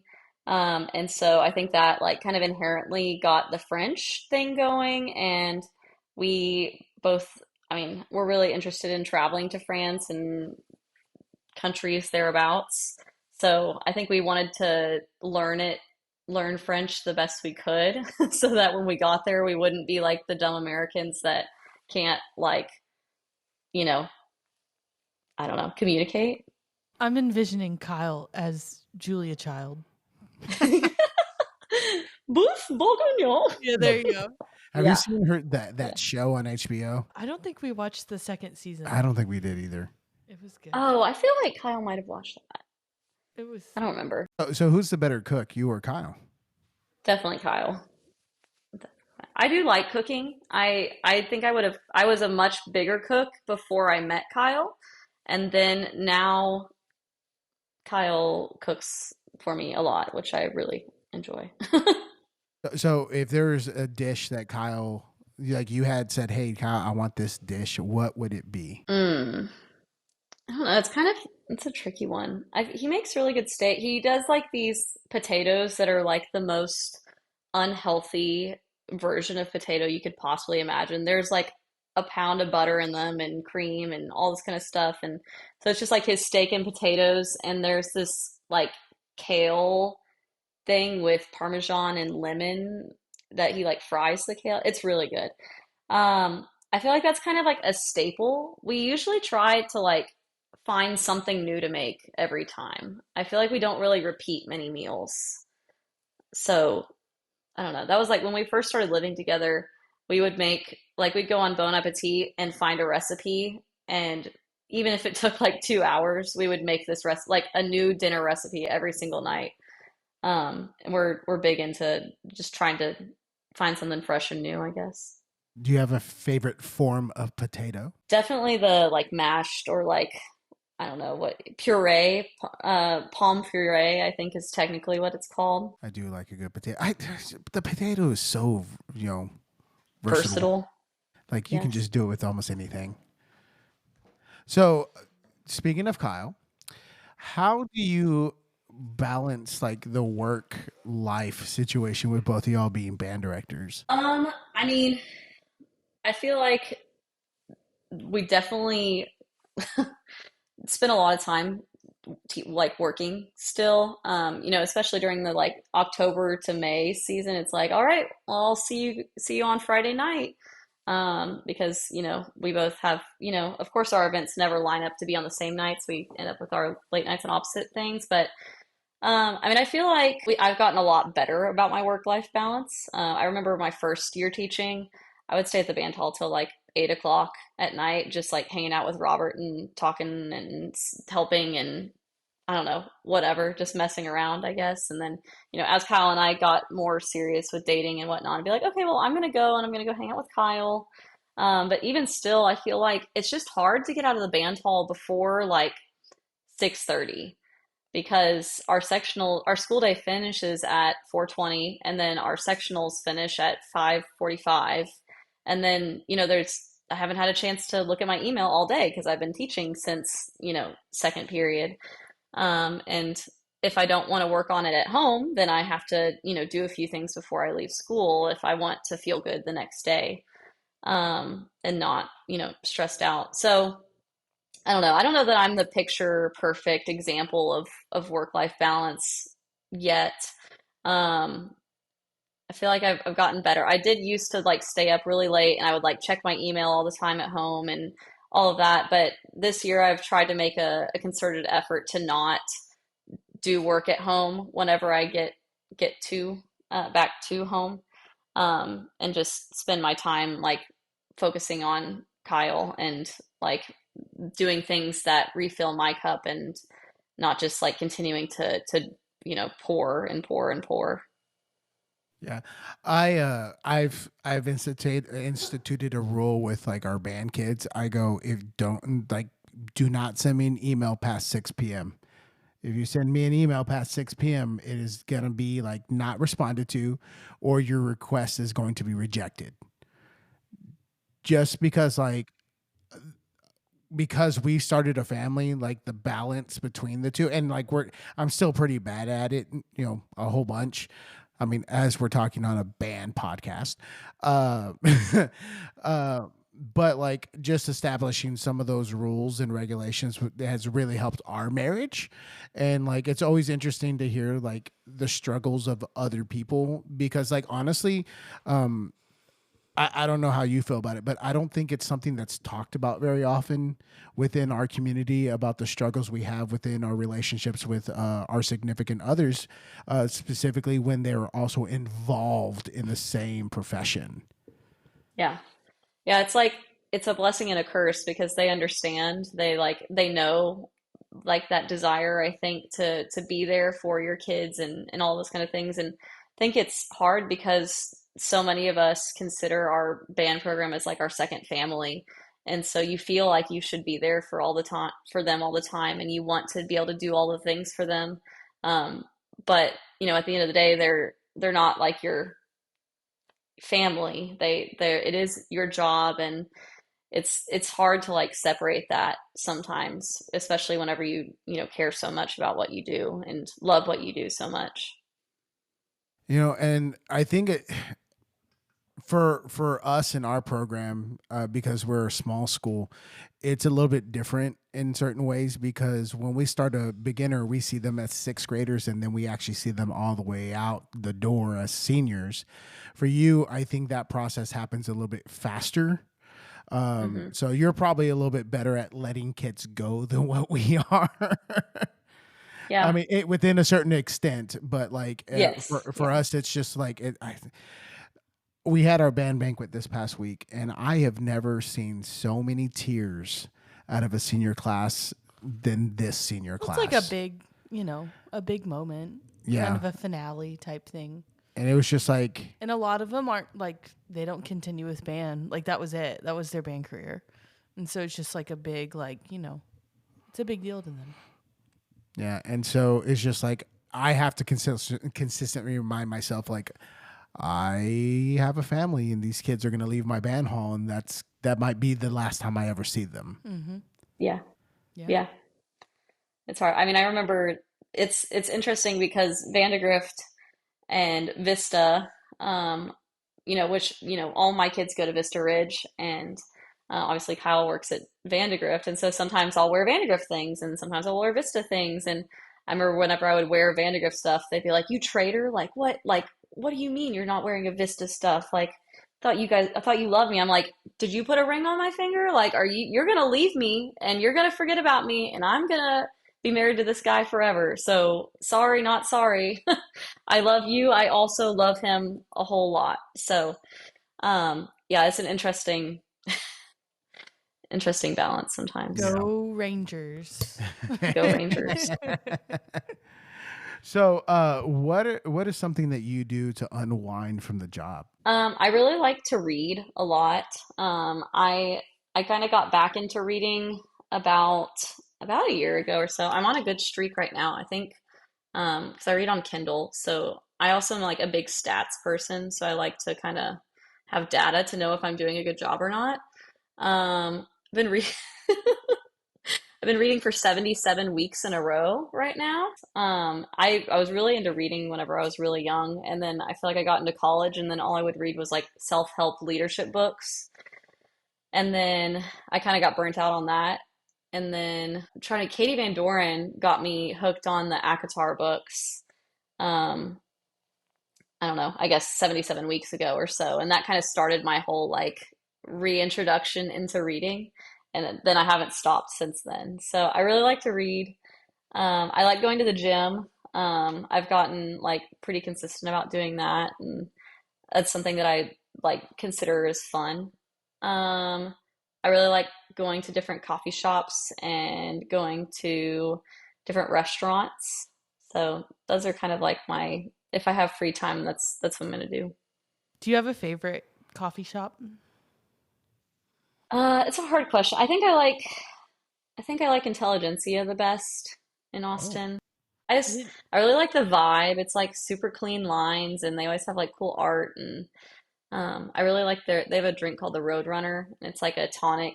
I always like coffee tonic drinks. So whenever I find a place that has a good one like that. I didn't even know they had one in Austin. We should go. we should. It's really close to the Austin Public Library that's downtown, the new, like really cool, fancy one. Do you have like a coffee order other than the coffee tonic? I always just get black Americanos. Just a black coffee girl. Just Good black standard. coffee? Oh no. Well, I Ugh. mean, technically, an Americano has water in it. If you Ugh. get very specific. Well, yeah, I need every some. single day. I need some sweetener in there. Some I don't drink cream. black coffee either, but I mean, I do enjoy coffee. I mean, so do I. I didn't start drinking coffee until like we got Me. together, and Sorry. then it became Sorry part of about our that. part of our lives. Like, do you do a morning pour over every now and then? Um, I on the weekends we will. I do not get up early enough to like have a slow start to the day. I usually like snooze until the very last second, and it's like, okay, if I don't leave now, I'm not going to be able to go to the gym, and then I'm going to be sad. And so I'm usually scurrying around as fast as I can on weekdays. But on the weekends we will sometimes. So, between everything that you do, what happened to your modeling career? Well, would you say that I had a modeling career? I've Um, seen some general effect memorabilia. oh man. Yeah, no, I did do some general effect modeling back in the days. Um, yeah, I guess I aged out. I'm a little old now, so Aged out. She aged out of the modeling. Yep. Oh, that's a good one. I aged out. Wow. Wow. I'm gonna start using that all the time in like regular life terms now. Yeah. Didn't some kids say you looked rough the other day or something like I'm that? sure. I don't have a specific answer for I you, mean, but like that you should. sounds Oh right. no, it was the girl who told you that your lipstick wasn't Oh that yeah, your shade. she told me. Yeah, she did tell me oh I my looked rough too. gosh. Yeah, sixth grader told her. Wow. We were at the Like, concert. Jose and I walked on stage, and it was the beginners, and I was about to have to leave to go warm up the next band. But we walked up, and she was sitting on the end, and he was standing next to me, and she looked at me, and she said, "You know that lipstick is really not your shade. you need should have to." told her. Well, I aged Oh. out. Yeah, no. She said, "You really need to try deep red next time." And I was like, Wow. "Thank She's you, into color theory, 11-year-old." huh? Yeah, Yeah, I was apparently. like bold, Thank bold. you. How about you worry about playing F sharp? and then Yeah. we'll chat. Listen, yeah, I remember in my the beginning of my teaching career, I would wear like a dress and heels, and I put on my makeup and I did my hair every day. And then honestly, I think the best thing about COVID for me was that there was like that filter on your Zoom so that you like looked put together. And then I realized that I didn't want to wear makeup anymore. So now I just don't wear makeup to school, and then people always think I'm tired, and then they're like, "Wow, you look really nice when you put on makeup." Same. That's exactly my strategy. Yeah. It's Yeah. great. I mean, hey, My skin is happier. well, yeah. I mean, when you put stuff on it all the time, it's gonna freak So are out. my eyelashes. I know that's a very specific comment, but like, I, I don't know. I'm not one of those people that gets like professional eyelashes done. Yeah, no, I And don't. Yeah. wearing mascara like that, like, it's hard on the eyelashes. Yeah, I can imagine. I actually have a skincare routine as a Oh, man. yes? I mean, I Do Yes. do share. too. Yours is, I don't want to say more Do you complicated. like do I have like more Guang products. Sha and like all that kind of stuff? Well, I have like certain like Here's the face lineup. washes that I use and face buffs, that kind of stuff. And then I moisturize every day with like a moisturizer that has Exfoliate. sunscreen, and I Nice. exfoliate. And then I actually, because I have a beard, I have three different products I use on my beard. I use a conditioner, and and then I put on a beard oil, and then I put on a beard wax, and that You keeps should me. do a get ready with me. Yeah, we should. I mean, Jose has really nice skin. well, You wouldn't realize how old he is based I'm on I'm it. I'm almost 40. Aging out. Here's my philosophy about that. One, I grew up on a farm, so like I was in the fields all the time, Mm-hmm. and I got to the point where I was just like, I don't want to do this. And then I became a band director, and I have to stay outside for marching band. And there's part of me that goes, You I were just don't want to do this. you were destined to have weather worn skin. Yeah. Well, and I look at the football coaches, and I go, I don't want to look like that. Hmm. And so Yeah. I made an active decision to like do a better job of taking care of my skin. You do a good job. You do good work. I just like, ugh. Very Ugh. nice. I used to also date like really high maintenance girls, extremely high And then you maintenance. really Is that lowered. like a backhanded compliment?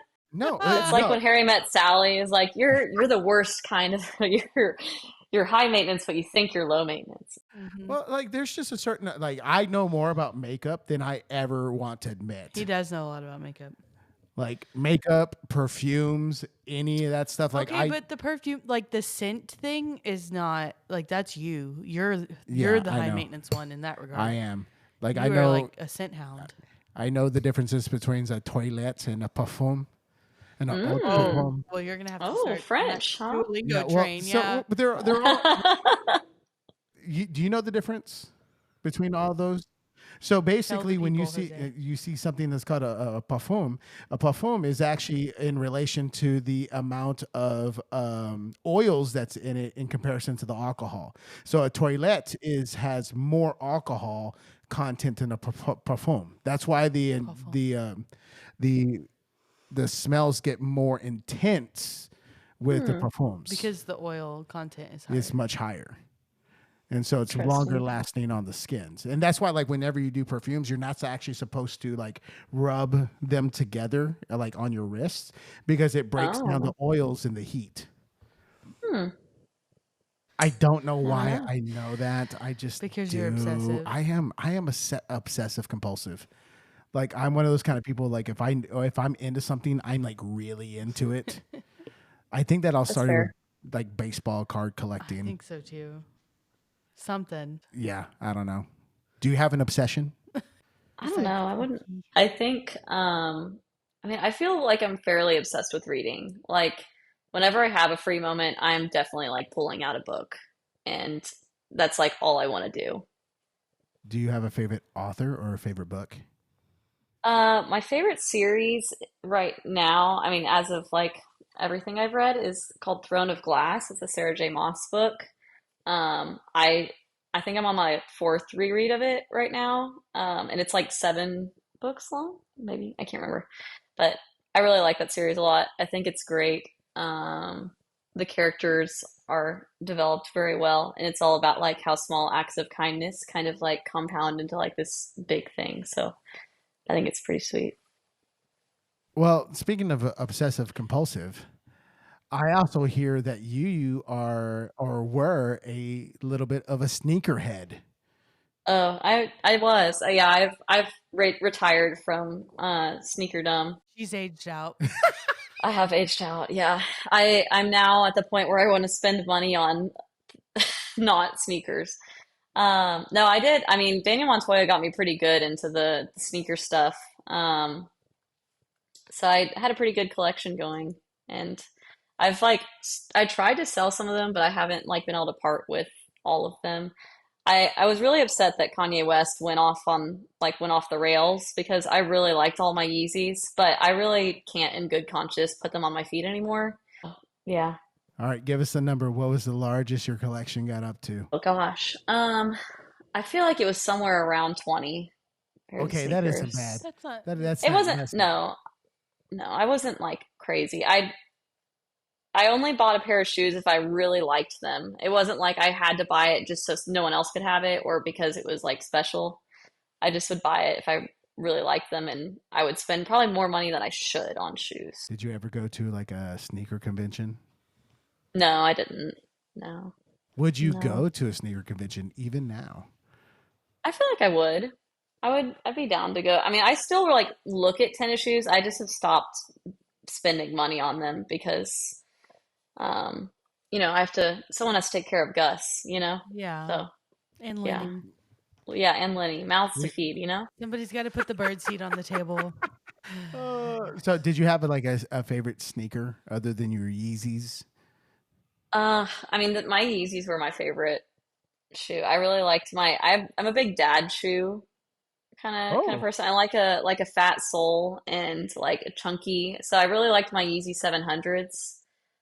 Those were my favorites. But I feel like I didn't buy too many other like dad shoes aside from that. But I had a few different colorways of that. We just need to get you some white New Balances and call it a day. Yeah, yeah. I'm really into on clouds now. I just I bought some of the on cloud eclipses, and they are like my obsession. So Jose had a pair. I don't. Were they the Eclipses? I don't know. I can't They remember, were. but He destroyed I them. destroyed them pretty fast. They were his marching season shoe, and they were just. yeah. He bought them, and then they lasted like I don't know, The marching 5 months season. maybe. Yeah, They were the done. marching season. Did you throw them away, or you mowed the yard in them or something? I can't remember where they're somewhere in the house, I think. But they are like They were, like, hanging falling on apart. by a thread. Like I'm like, ooh, that thread. If it's gone, then it's the rest of the shoe is gone. Those poor shoes. I thought they were going to be durable. They were not. No, they weren't. Well, I can't. I'm sure they were comfortable. The Hokas. I can't get into the Hokas. I don't like the Hokas either. Yeah, I can't either. It's just like the They shape don't of work for them, my feet. Like Yeah, the logo doesn't do it for me either. yeah. I just, I don't feel know. like I need to Can't. try another pair of Brooks. I used to like do college marching band in Brooks shoes, and I haven't tried them in a long time. We've kind of come to the understanding that you like the shoes that you like because you're flat-footed. Is that why? I think so. I wear a lot of like Air Force Ones. Yeah, They're very Nice. Oh yeah, I structured. like my Air Force Ones. Yeah, but they're very flat, and I'm like, they're she's very like, Yeah. structured and flat. Yeah, and that's I like. but if you mine. have flat feet, are you supposed to wear flat shoes? I Like, don't- aren't you supposed to like work to build your arches or something? I don't know. I'm not a We went to that thing, and I only what, a marginally listened pathologist? to that Is part. it a pathologist? That's probably like a physical therapist type thing. Who are the people who are that like look at your feet as doctors? Podiatrist. Podiatrist. Podiatrist. Pathologist is Podiatrist. not. That's not what a pathologist. I don't know. I knew it started with the P. Yeah, pathologist like will examine. I your- really didn't want to say people who are into Tissue feet for- on the podcast, but You just said it. announcing our next collaboration. Oh gosh. uh, yeah, what's something you wish you could bring back? I was thinking about this. I was talking to this about it with Sam. So I'm like, I don't know, but I think of like the '90s nostalgia things. I want Blockbuster to come back. I just miss being able to Ooh. like shop around and like look at all the the covers and get my movie theater candy, and I don't know. There's just a good nostalgia about it. I think about Blockbuster a lot because that was like that was like a family thing It we was. do too. Like you go and your dad would tell you can't pick out a movie, and then you have to pick out something else. And then you get to try to ask for a box of candy, and they say no. Yeah, It's fun. It was a fun time. the The Blockbuster. good old days. We also used to have like Hollywood Video, We never went to Yeah. Hollywood Video. We and had one, but we never went. but We were like Blockbuster we people. always got suckered because like we didn't always get movies, we got video games. Oh, I did that Mm. sometimes Oh, too. I forgot you could do that. And so like you would binge a video game as much as you possibly could, and if you didn't beat the game in time, you have to return it and then check it out again. And it was just Yeah. like extremely frustrating. That's a huge bummer. Yeah, you're like, well, why isn't this finished? Yeah. That's a good one. I was thinking about this earlier. I would bring back Jerry Springer, just for the trashy TV. Yeah. Just that I need my trashy TV fix. I mean, it's still out there. We just talked about this. Yeah. 90 Day Well, like Fiancé, okay, like Love is Cops. I feel Blind. like Cops was like a like 90s. You're like obsessed with Cops. I am. You know who also likes Cops? My brother-in-law. Oh, He used to watch it all the time. do you remember the show 911? No. Do you remember the show? Oh my god. No. So there used to be this show called 911, and it was like actual video and play-by-play of like 911 calls. And so like it'd be like a helicopter flying over like a flood and picking people up off the rooftops, and it was a show dedicated to that type Do of you thing. remember when my mom went through that phase where she was obsessed with live PD? Do you remember that? No. She would be like, I can't. I have live PD is on tonight. There was a portion of time that I was really into true crime. Like I listened to every single episode of Crime Junkies, and then I got caught up, and then I feel like I moved on to something else, and then I kind of lost it. I need to get back into it. And now you read. And now I read. Do you Yeah. have a TV show that you're currently watching? We're watching The Last of Us. We go over to Zach and Kendall's every Sunday, and we watch it together. We did it for the first season, and then we've kind of kept it going for this season. We haven't Oh. watched any of season 2. Jose Oh, played the man. video games though, so yeah, I've played both games. Okay, so yeah. Yeah. So like I'm just like I have to get in the right emotional state to watch the second season because There- I know. There's a lot of I was quite angry. Did you ever play the games? No, I kind of want to. I actually really liked playing video games when I was younger, but I didn't know that anything like that existed. Well, yeah. So this is what I always tell people about the video games. Yes, there are zombies in that game, that's not what it's. but that's not what it's about. That's what makes the game exciting. Like, yeah, that's what's really good. Like there are really great moments of that, but it's about survival and like realizing how twisted humanity can actually become. Like in the first season when it comes to the campground, like that whole entire thing in the game, it's like even more ridiculous. Unintentionally, we have one child named Eleanor and one child named Joel. So That's crazy. yeah. Yeah. So the game is so good. It is so good. That's what I've The heard. the giraffe scene means so much more in the video game because you go like you invest all that time into it, and when you get to the giraffe scene, it's like, Yeah. so I don't know. There's a podcast that they do for that. So like after every episode, they like debrief it with the guy that played Joel in the video game and like the director. And I love getting to listen to that after the episode comes out. It's so, Well, so I cool. also like appreciate the intent behind the way they cast the characters in the show and how they still included characters like the voice actors from the video games into the show. I thought that was really, really cool. Yeah. And like a nod to everything that they've done for that series. Yeah, it seems super intentional. Like everything they do is very, very thoughtful. Yeah. So, Uh, yeah, I you enjoy it. know, and that's kind of the goal with everything, right? Is everything has to be intentful, and like some people that just kind of go through things is just like those people tend to not be successful. You sound Yeah, like you talked yeah, to Andy exactly. Van Doren today. It's just kind of mid. Yeah. Okay, so I have a few quick fire questions for you. Okay. Okay. So I want you to answer them as fast as you can. All right, and since you've listened to a few episodes, you probably know what some of them are coming. All right, Taylor Swift, Miley Cyrus, or Ariana Grande? Taylor Swift. What is the best musical of all time? That's a hard question. Of all time? Of all time. I don't know. I think I'd have to go with West Side Story. We started with that. I'm gonna stick with it. Okay, I'm surprised you didn't go with Wicked. Favorite rom com? When Harry Met Sally. Oh, you're becoming our favorite person. Is pineapple acceptable on pizza? Yes. Is a hot dog a sandwich? Mm, Okay. Toilet paper over or under? over. Okay. Which Twix do you prefer, the left or the right? Are they actually different? I'm gonna go right. Ooh. Variety. Okay. Is a black belt and brown shoes acceptable? No. Sousa King No. Fillmore. Sousa. Favorite stand tune? Hey baby. Respectable. Worst stand tune? Probably Don't Stop Believing. I got an email from the superintendent with like saying, Oh my gosh, I forgot about that. so our super sent me an email going, "Hey, Jose, I was watching TV and I heard a band playing, Don't Stop Believing on it. And I just thought it was great."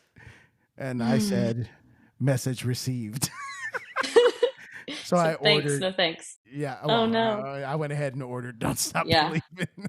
He's the man who I just remember approves my playing book. it a billion times in high school and I'm over it. Well, like you were in high school when Glee got really Yes. big. Yeah. Yes. That would have been the big push. Oh yeah. Oh Yes. my goodness. Yeah, I think it was like the Glee arrangement. Yeah. What's a word you hate hearing? I don't know. I feel like I don't feel passionately about this. I know like Corey Graves hates moist. I don't know that if I have a word exactly. What's your word? I know. Do you have one? My word? Oh, it's it's gonna be weird for me to say it, and I don't like it. Say it. Okay, panties. Yeah, I don't know if I have an ick word. That's I don't know an that I ick have word. one either. I mean, I don't like to say that word, but I don't know that it's like I don't have a visceral reaction like you just Oh, did. man, I just, like, gag, just trying ugh. to get the word out. There's just certain. Yeah. It just so. That's like, well, that makes me think of Stranger Things. I'm a subtitles person, so I always have the subtitles on when I'm watching things. And it's like tentacles squelching wetly. Like that's like the most disgusting sentence I've ever read in my life. You know what I mean? Squelching is Squelching is pretty Squelching. gross. That's such an abrasive word. Squelching. Yeah. Squelching. Where Not a else fan of would that. Where else would you use the word squelching? You can I think it say, only applies to tentacles. we were squelching their spirit. Yeah, Mm. maybe there needs to be like somebody write a piece of music and called it squelching. Hey, if Meat Parade is out there, Yeah, Meat Parade is out It's there. like, we can have. but it's like squelching it's a serenade. special effects piece, and you have to get like your read as wet as you can. So there's lots of like, you know what I mean? What if you have like the clarinet players and saxophone players like mic'd and they have to wet the reed? Yeah. It's like Miss Lanka 4, but Reading the definition of the word makes it worse. Read it. Make a soft sucking sound such as ew. that made by walking heavily through mud. And then it says there's an informal definition: forcefully silence or suppress, which is why I said like squelching their spirit. Squelch. Yeah. I forgot you could use it that way. But for being man, honest. Yeah, but the first way that one- there's also an example like phrase: Mm. bedraggled guests squelched across the lawn to seek shelter. Wow. This is a very, I don't know. That's so weird. Sounds gross. yeah, that is uncomfy. Yeah. The word uncomfy makes me feel uncomfy. Thank you, Salem. That's why we say that word. Oh my goodness. Okay, who do you text the most? Probably I have a group text with Sam and Jorge, my coworkers. I feel like we talk a lot in that. Kyle. We send each other like houses a lot. Houses? Like I feel like we're constantly looking for a house to Oh. move to, but like I mean, we have a house, but we want to move to Cedar Park because we're north. Do you have a favorite store Favorite store, like for clothes or just like in general? in general? In general. No, not that I can think of. You're telling me you're not a Target girl? Uh, not, no, not anymore. Not anymore. I'm recovering. She aged out. Um, yeah, no, well, yeah, I felt like Target started making some decisions that I couldn't continue supporting. I don't know. Yeah, I mean, I really like Old Navy. Old Navy. I like Old Navy too. I like especially for the kids' clothes. Yep. They're reasonably priced. Yeah. They have Yeah, good variety though it's too. like, yeah, yeah, they got a little bit of everything. I really like Old Navy. I don't know. I feel like I used to like shopping more, and then I like don't have time to shop any. I used to like when I was in college, I would just go to the Galleria on Sunday, and then I would just like walk around and just like look at stuff. I wouldn't buy anything, just look. That's But a fun obviously, I pastime. don't. Yeah, don't have time anymore for that. The window shop. I got you. I like to people watch. Yeah. Yeah, that is That's fun. what- that's one of my favorite things to do. If you had a spy code name, what would it be? By code name. I don't know. Gosh, that's a hard one. I've never had to think about this before. Agent.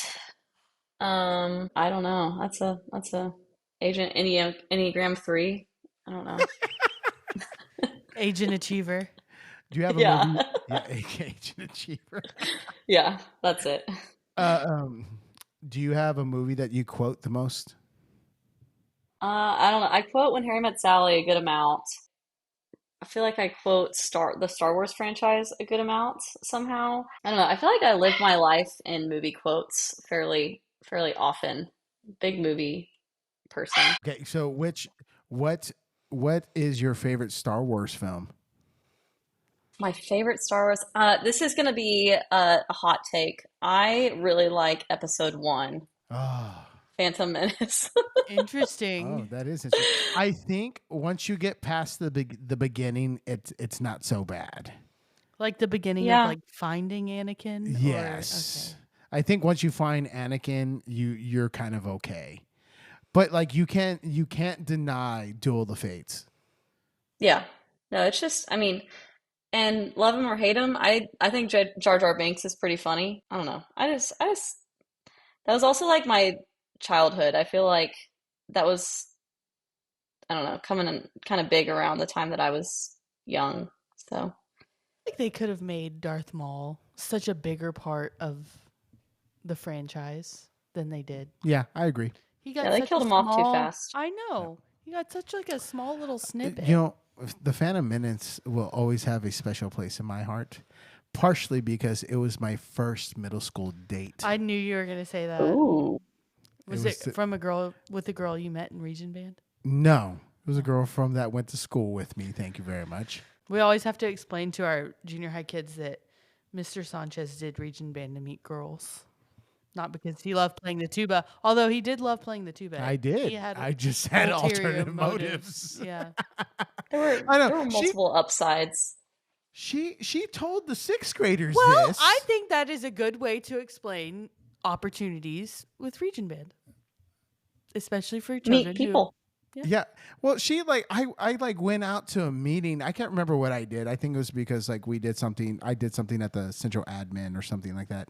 And like I walked back into the room and the sixth grade baritones are going like, Mr. Sanchez, we heard you were rizzing up all the girls. I'm like, first of all, what did I just walk into? Second of all, yes, of course it was true.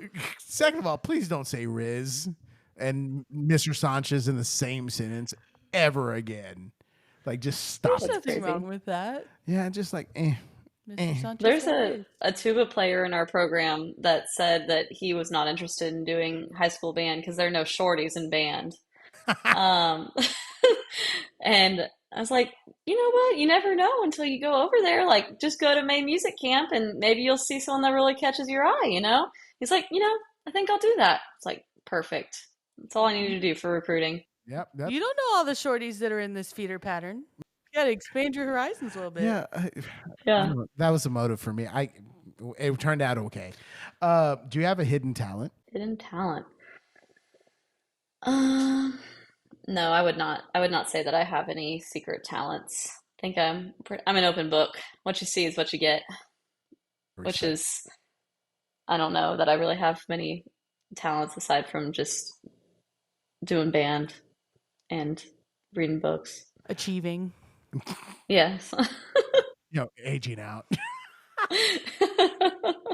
If someone played you in a movie, who would it be? See, the problem with this is that I don't know any actresses' names.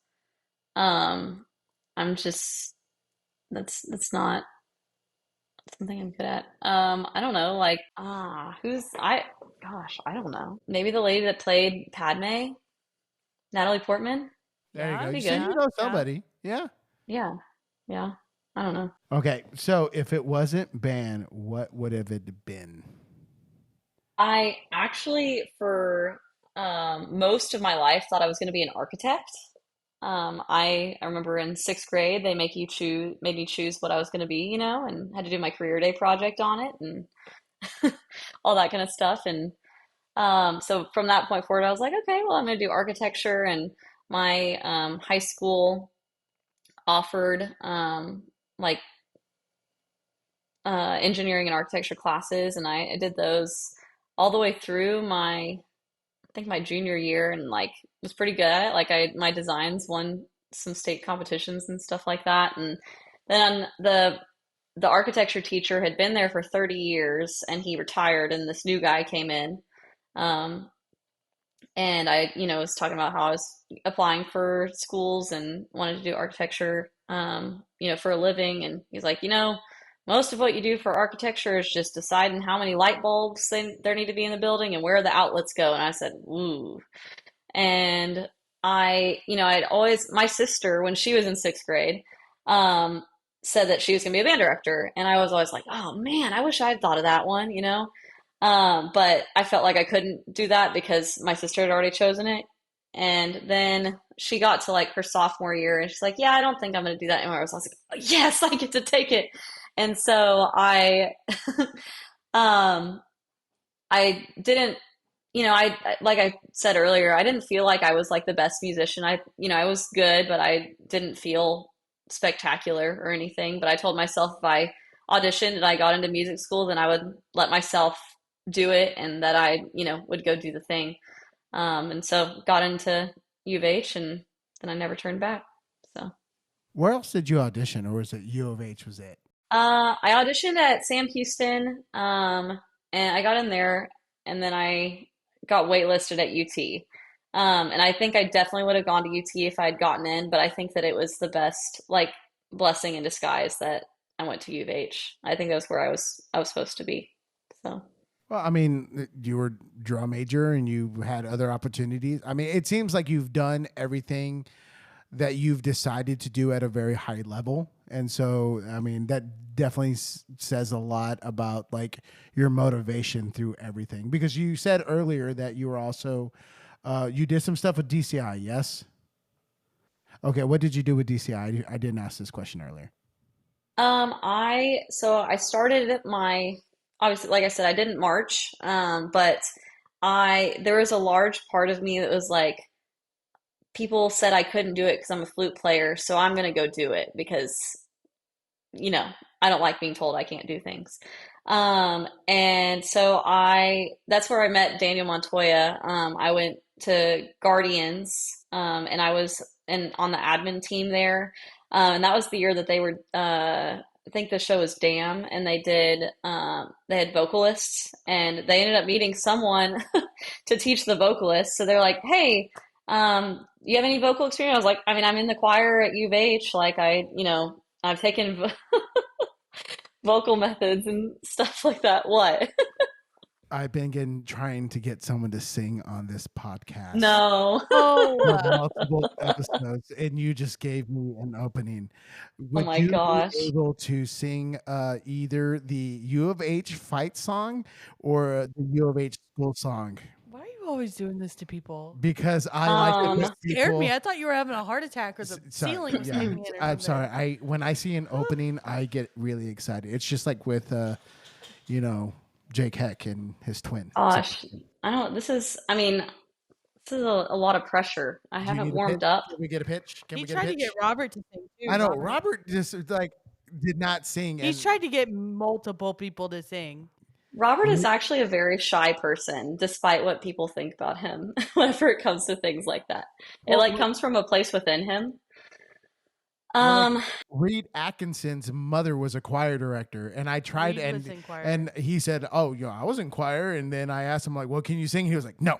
I was like, "Ah!" I don't know. I mean, yeah, I don't know. I mean, I feel like I might be brave so I could be the person that's done it, but I also don't want to because it's probably going to sound bad. So I'll think about it. Okay, I all may right. I may give you the alma mater at the end. We'll see. We'll have We'll to see. like build a compilation at some point, have everyone send us a video clip of themselves singing when Yeah, they're in a more comfortable place and not put yeah. on the spot by you. Yeah. This is part of the podcast. I'm sorry. There's just a certain Anyway, amount of yeah. surprises that we need to have. Yeah, there maybe someone will feel it deep within them. I don't know. I just I mean, I don't know. I feel like I have a decent voice, but I would not say that I have a good voice. I don't know. But After anyway, after podcast, my dreams are shattered. Every single yeah, one. maybe a post post pod. I don't know. But anyway, so they asked if anyone had experience, and I was like, yeah, I mean, I'm singing in the choir, and I'm just took vocal methods and whatever. I'd be happy to, work with them whenever I'm not doing admin things. And then that became like the season from like heck, because we would get to a site and then I would do all the admin things and get everything set up. And, we didn't have enough people on the food truck. So I would stay up until 4 a.m. cooking and then it'd be like, okay, time for rehearsals. And anyway, I did that for a season. It was super fun. I remember those were like what I called like considered my first like students. It was really sweet because they got me, like a necklace, like a treble clef necklace at the end, and they wrote me all these sweet notes. And I remember like just crying like endlessly whenever I was leaving at San Antonio because I had to go, do band camp and all these kind of things. Um, I did that, and then the next year after that, Daniel got me in contact with Andy Grindle, who was the brass caption head at Genesis that next year.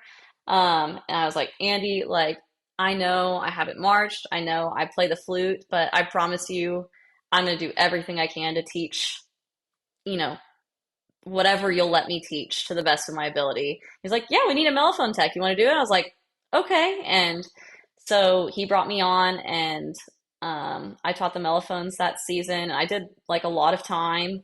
And I feel like I learned a lot, especially about teaching brass, just because it was like trial and error. And so many of them were like saxophone players that were learning to play the mellophone. And so a lot of it was just like basic embouchure production and, things that needed to be fixed so that they could do all the things that they wanted to do in the show. And I thought that, made me a lot better as a teacher. Then after that season, Andy left and he went to Scouts. And so I followed him there and I was there for 4 seasons. And then when I got the head director gig, I kind of aged myself out, so to speak, of teaching drum corps. And now I'm I'm a free agent. I'm not planning on teaching unless like what I always say is the only thing I think I would go back for now is if I could go to Crown with Kyle and so that I could get a little bit of the best of both worlds and still see Kyle but teach drum corps too.